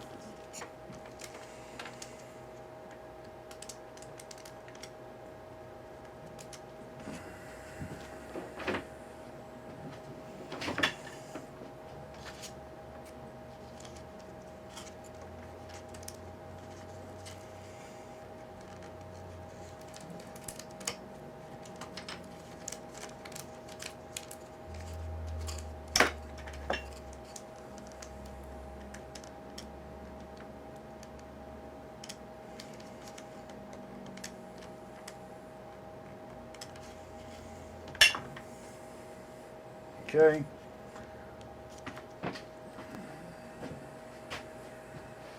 I'm not going to just cutting one. This has only got to go through one layer. Let me get over here. My right hand, and what I'll use my finger to right along the trailing edge like this. So I'll hold the tool like this here. I'll start right there at the tip. feel it kick through that first layer, which I only have to worry about that for just about a half an inch there.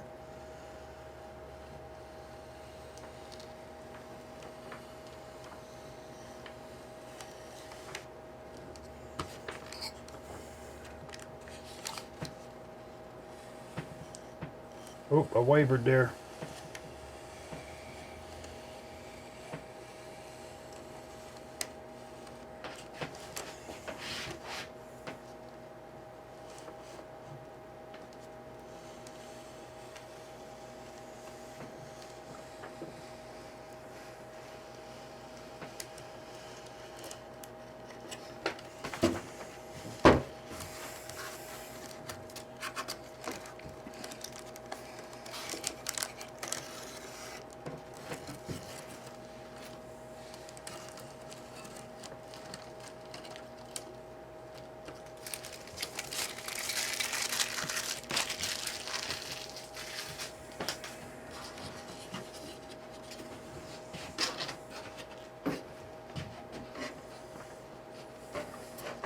See, this one we came up over, so we're good there.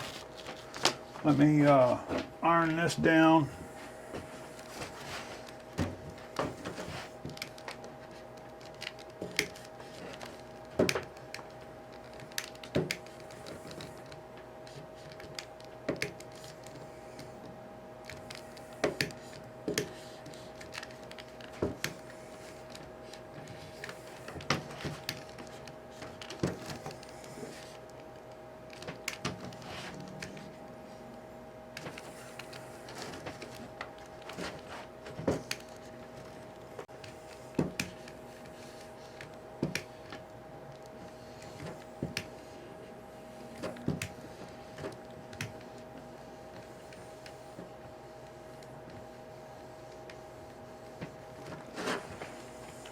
I really think I can get this done faster with my foot.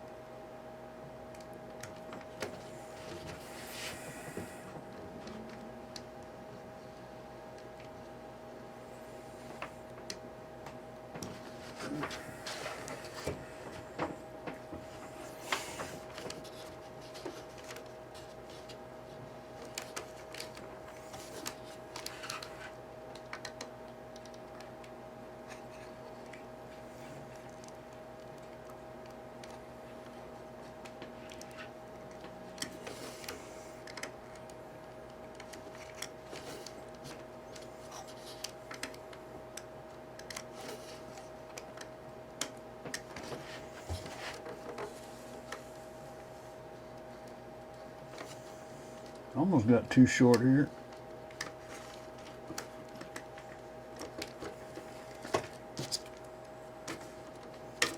Whoa! I just did that. Just dropped it down. Jeez Louise. Just dropped my blade and it went right through the bottom side of the wing here. Well, Nancy. Can't believe I did that. Good thing we're putting wingtips on here. And if we wasn't, we damn sure are now.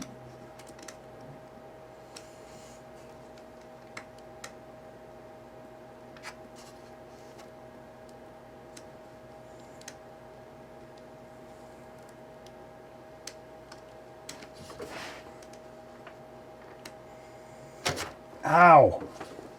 How could we not, though, with that beautiful carbon fiber?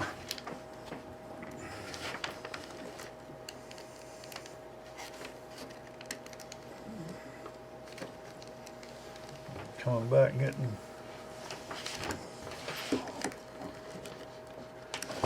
There's all that. Okay. This one this time.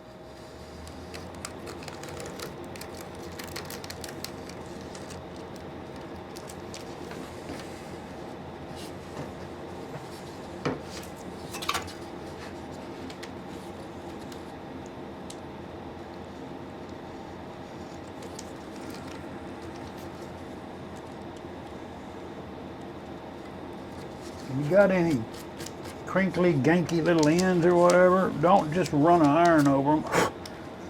Because if you do, you're going to have issues. It's not going to look pretty.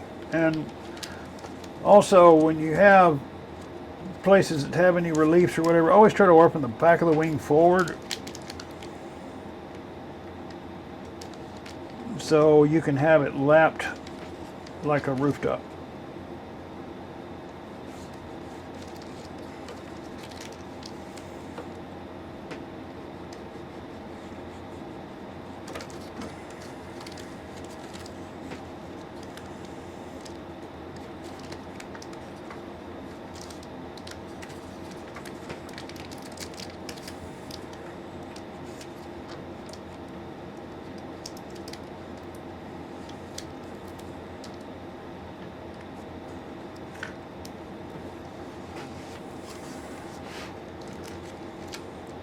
See, back here I don't have to worry, or on this end, I don't have to worry about coming over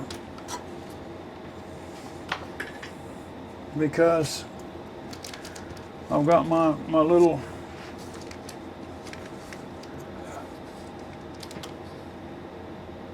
underlayment there.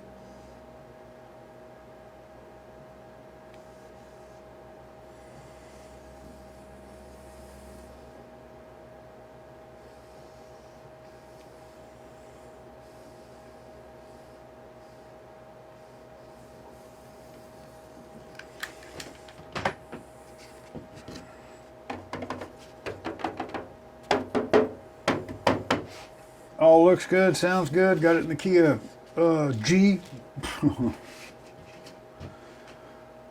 Let's see here. Where is my hole? Right there.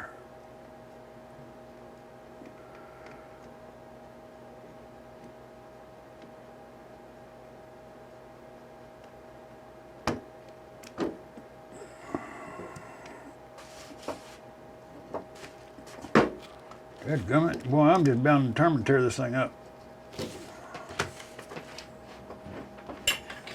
All right. Now, what have I been doing when nobody was looking? Well, I started with this. And I was sawing this here, trying to get it to bend. I know I can get it wet. I know all about that, but I wasn't trying to do all that. I was trying to hurry up and get this thing done. I thought it'd look kind of cool to have this thing here covered in carbon fiber. And it coming from here, I was going to sand it down all smooth to meet the trailing edge and the leading edge. And then I 86'd that idea because I had these little pieces of stuff up here. And it had its own little faults too, but that right there is the same width of the fuselage. So I measured point A, point B, got the center, found my middle, and I used a marker to do a little dot. Look at that, the CA ran with it. So I cut 3 of them, and I was going to gouge out a little area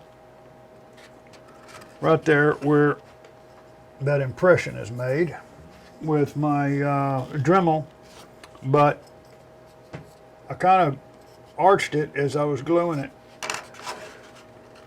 and the dadgum thing come out looking okay. So I still may need to cut a little bit of a relief in there just so it doesn't, I don't want it to walk, I want it to sit down flat, but we're going to cover this with black carbon fiber. So we're going to have this black carbon fiber diamond right here, and I think it'll kind of give it a different look, you know. And does it need to be there? No, but that bothered me, and I wanted to cover it up so you couldn't see.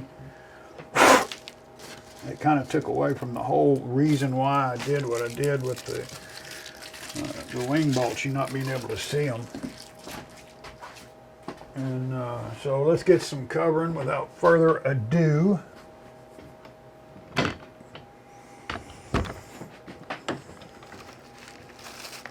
Man, look at that, man, that royal blue with this royal blue with this white, those are just beautiful color combinations, man.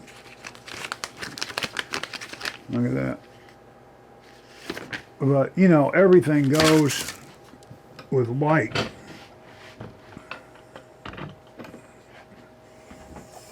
Alrighty. Now, if this was a 6-foot roll, there wouldn't be a roll here. This is going to happen just like the bottom. I want to make sure I've got plenty hanging over the end. Plenty is 2 inches.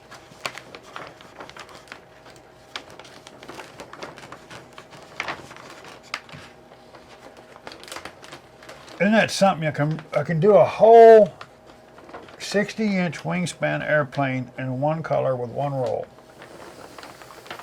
Never before.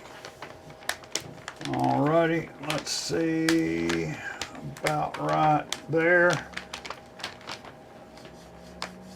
I'll put a little finger crease.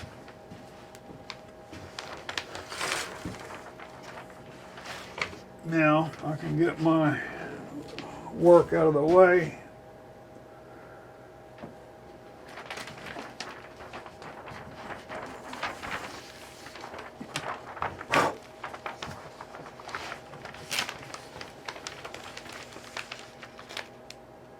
And that's 38.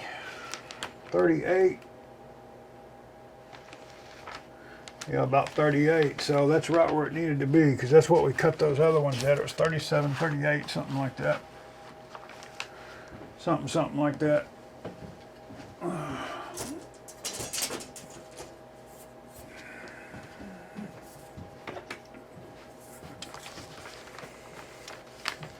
crease.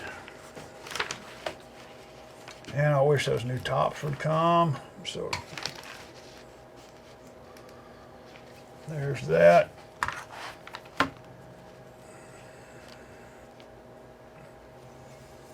Yeah, so this 15, 16 foot roll deal, you can cover a 60-inch airplane and still have room for your mistakes.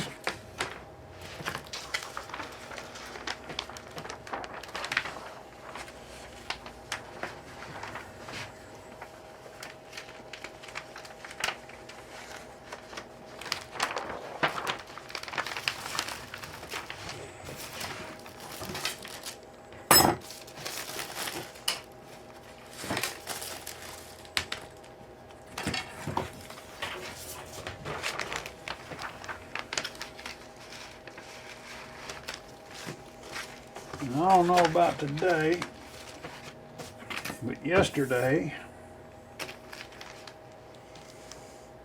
this was 25 inches, and yet it is again today. So, 12 and 12 is 24, so 12 and a half and 12 and a half will be 25, unless you're in Canada.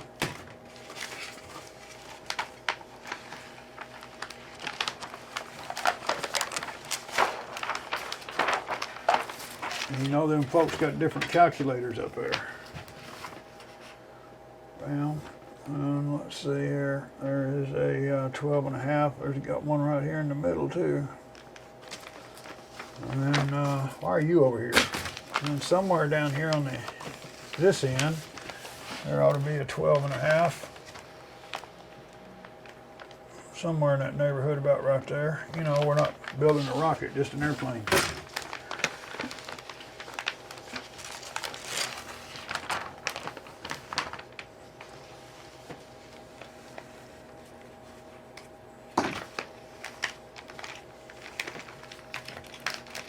Yeah, there you. Testing, yep, mic's still working. That's good. I only think I'm getting about 4 hours out of them daggum batteries. This is not the proper way.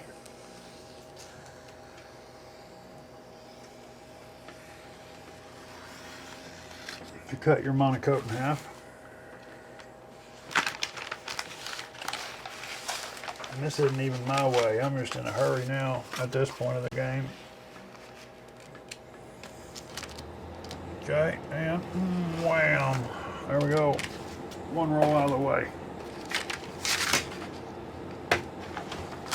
Y'all remind me to put new bullets in my gun. I'm gonna need them. So I figured what we do is get the white down. Then I'm gonna get the carbon fiber, and you know, before I go to town on that carbon fiber, I'll cover that little triangle, and I'll cut back an area wherever that triangle is going to be glued down. That way I can let the white run up underneath the little carbon fiber triangle, but the carbon fiber triangle will be all covered, you know, all the way around the top, sides, edges, and then, you know, come around to the bottom. So it'll all look nice and complete.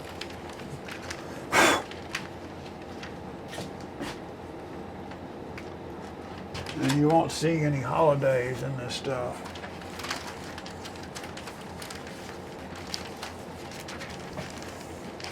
Okay, now we've got monocoat everywhere to attach to.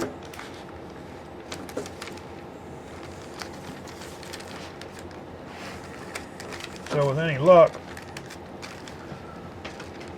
it's ought to go pretty quick-ish, quick-ish.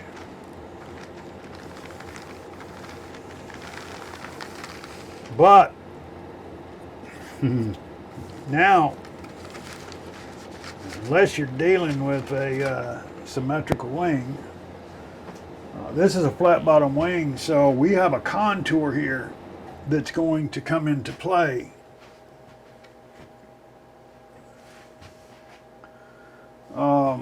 Let me put bullets in.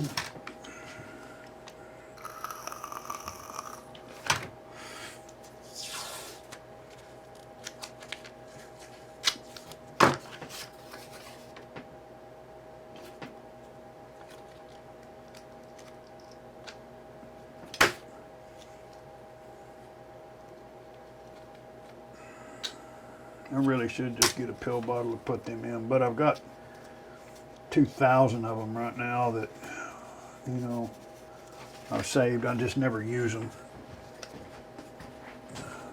And the garbage you go. There we go. Now, load it up here.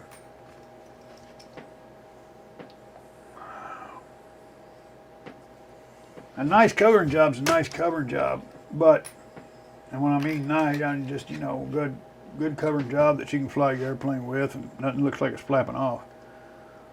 What really makes a plane pretty, in my opinion, is the, you know, the little details that you do to it afterwards. So,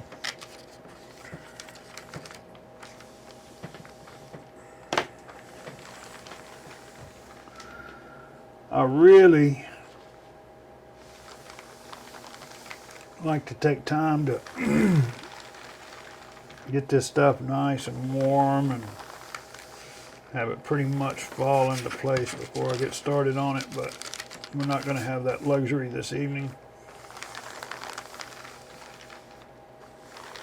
The one thing that's fallen into place is it's got a little bit of a curl there at the end, so it's trying to go around the leading edge already.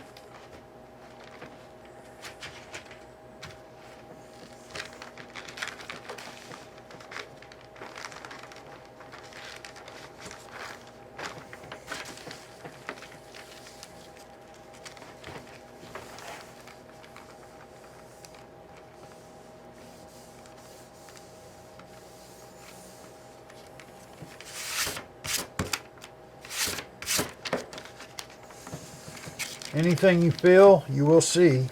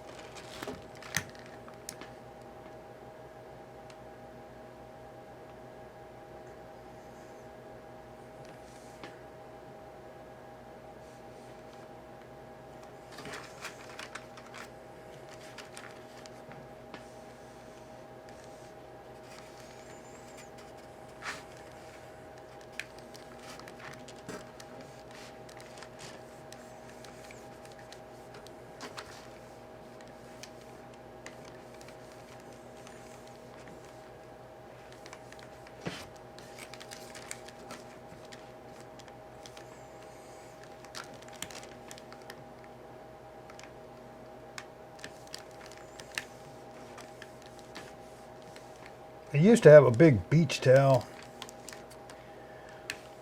that I would lay out when I was doing my covering. just to kind of protect the coating on the bottom side when I'm, and it did real good for a long time, and then I used it one time and it grabbed a couple of ribs and I got rid of it, but it's just because the old towel had so many airplane coverings going across it. It's all I ever used it for, never used for anything else.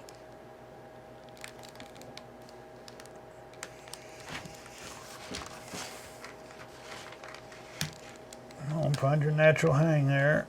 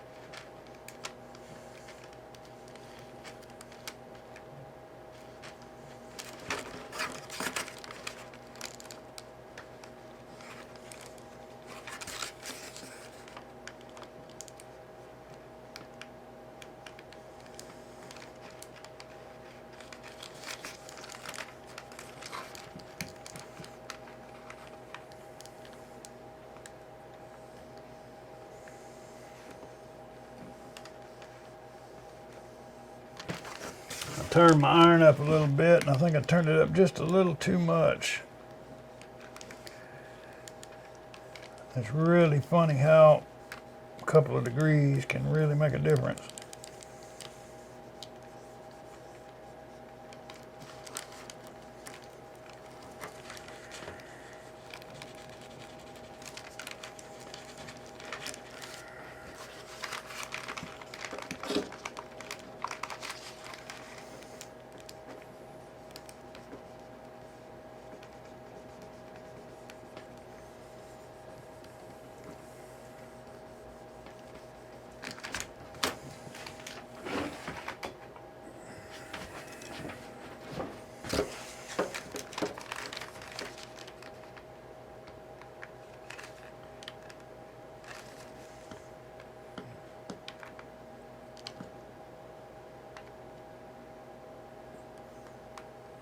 I'm gonna walk them little pesky wrinkles out with some heat.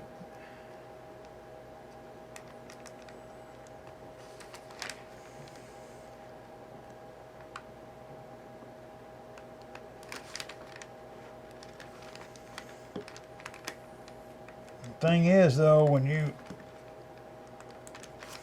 start using heat to get your wrinkles out, it changes the way the film lays from there on out. So you got to be very careful overdoing it.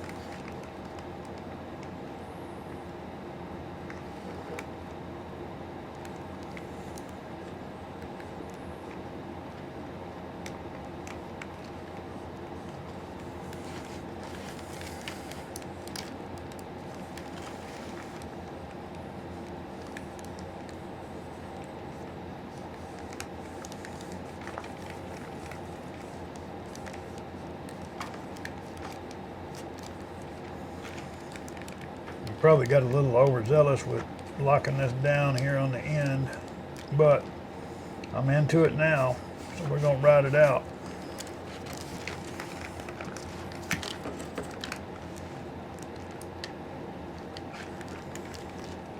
The problem with doing this way,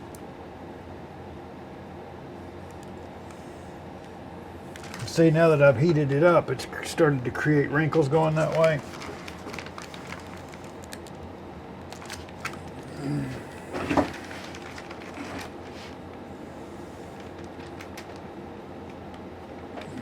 So let me get down here.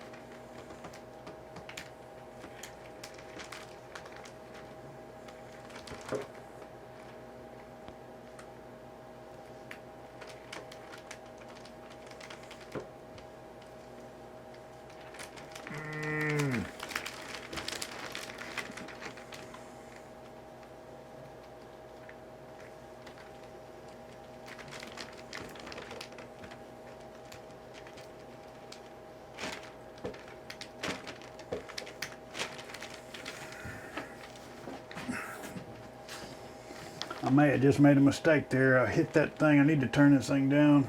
You see how it's got that big wrinkle in the center of it now? Now I'm going to fight that wrinkle.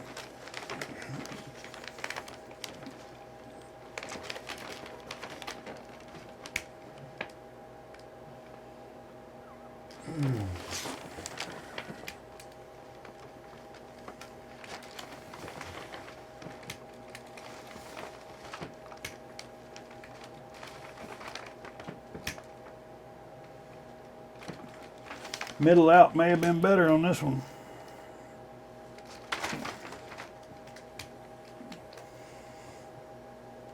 But it's still no problem.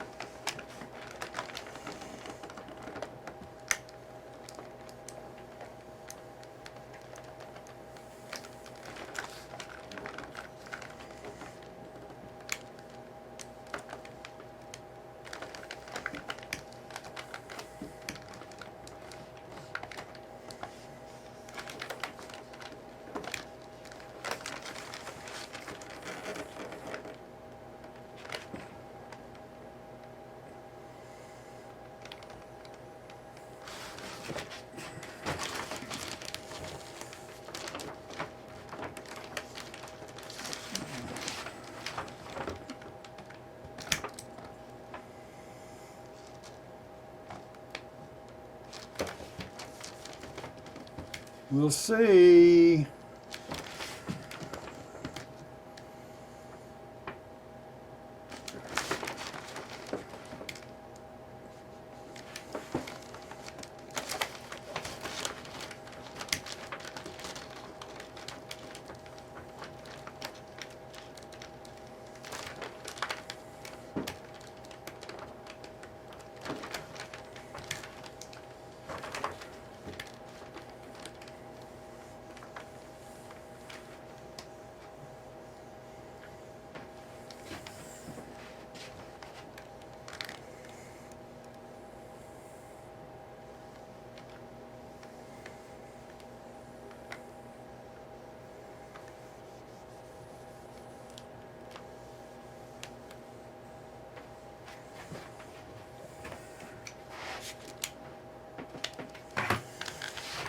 241. I bet it was probably up to around 260, 270 there.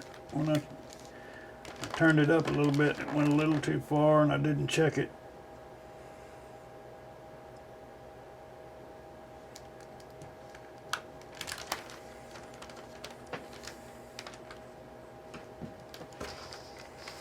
This stuff is just so good to work with though, man. You seen that hairy thing I was into right there? I mean, I'm still in it, but look, it's just going away.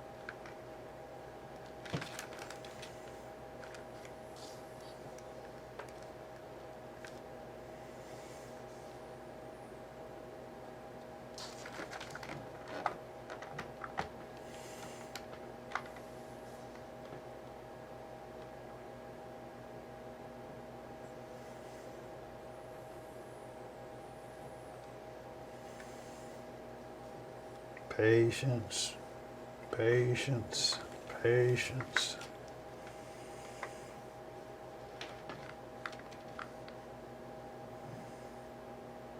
A little pressure, a little heat, a little patience.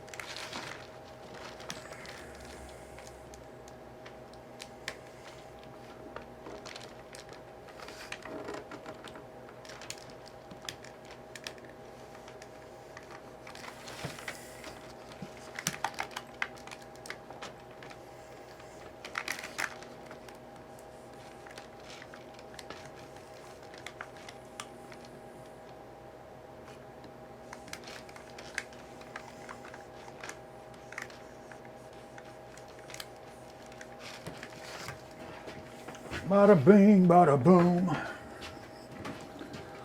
Let's see here if I can get this to say goodbye.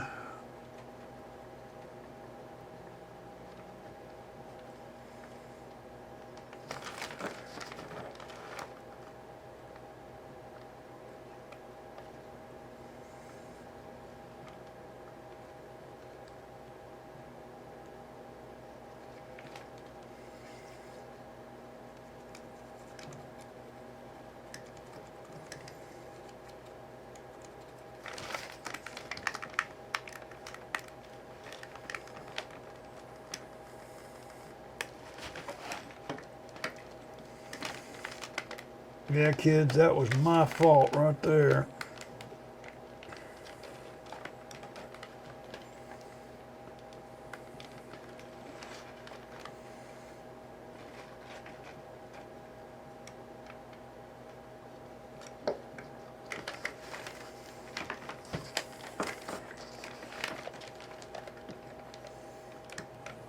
My heat gun, when I get a little air on the, if needed, I'll blow some hot air on it. It'll tauten everything.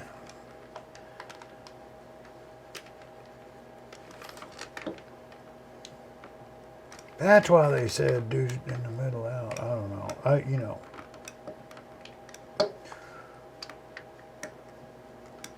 I have success both ways. That was not really the cause of how I started this, but because of where I put my iron and the temperature that it was.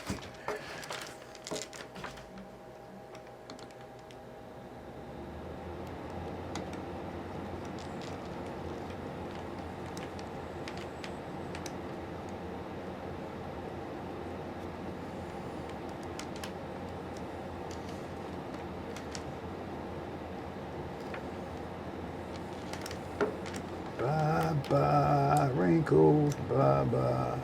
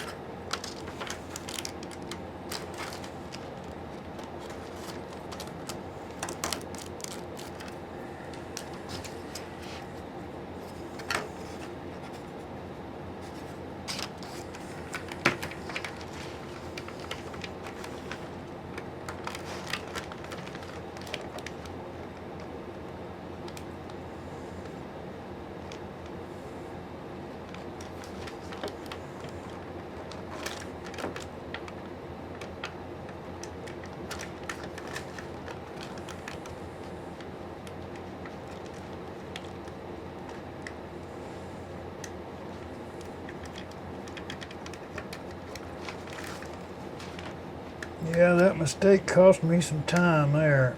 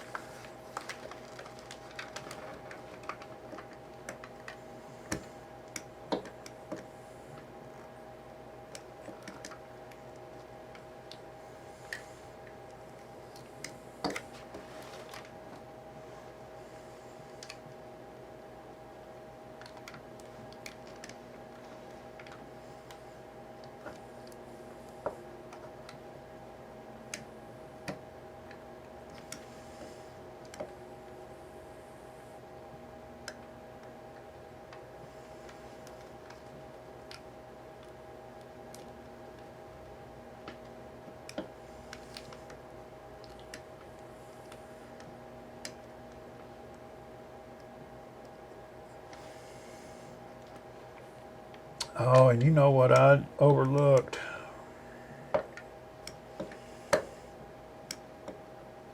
Sure did. I overlooked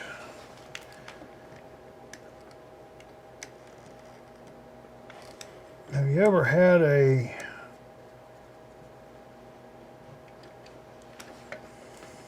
airplane where it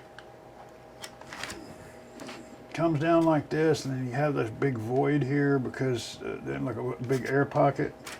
It's because there's nothing for the material to glue to. And when it opens up here, there's not a flat spot for it to adhere to. This may be a problem over and above the other problems I create for myself.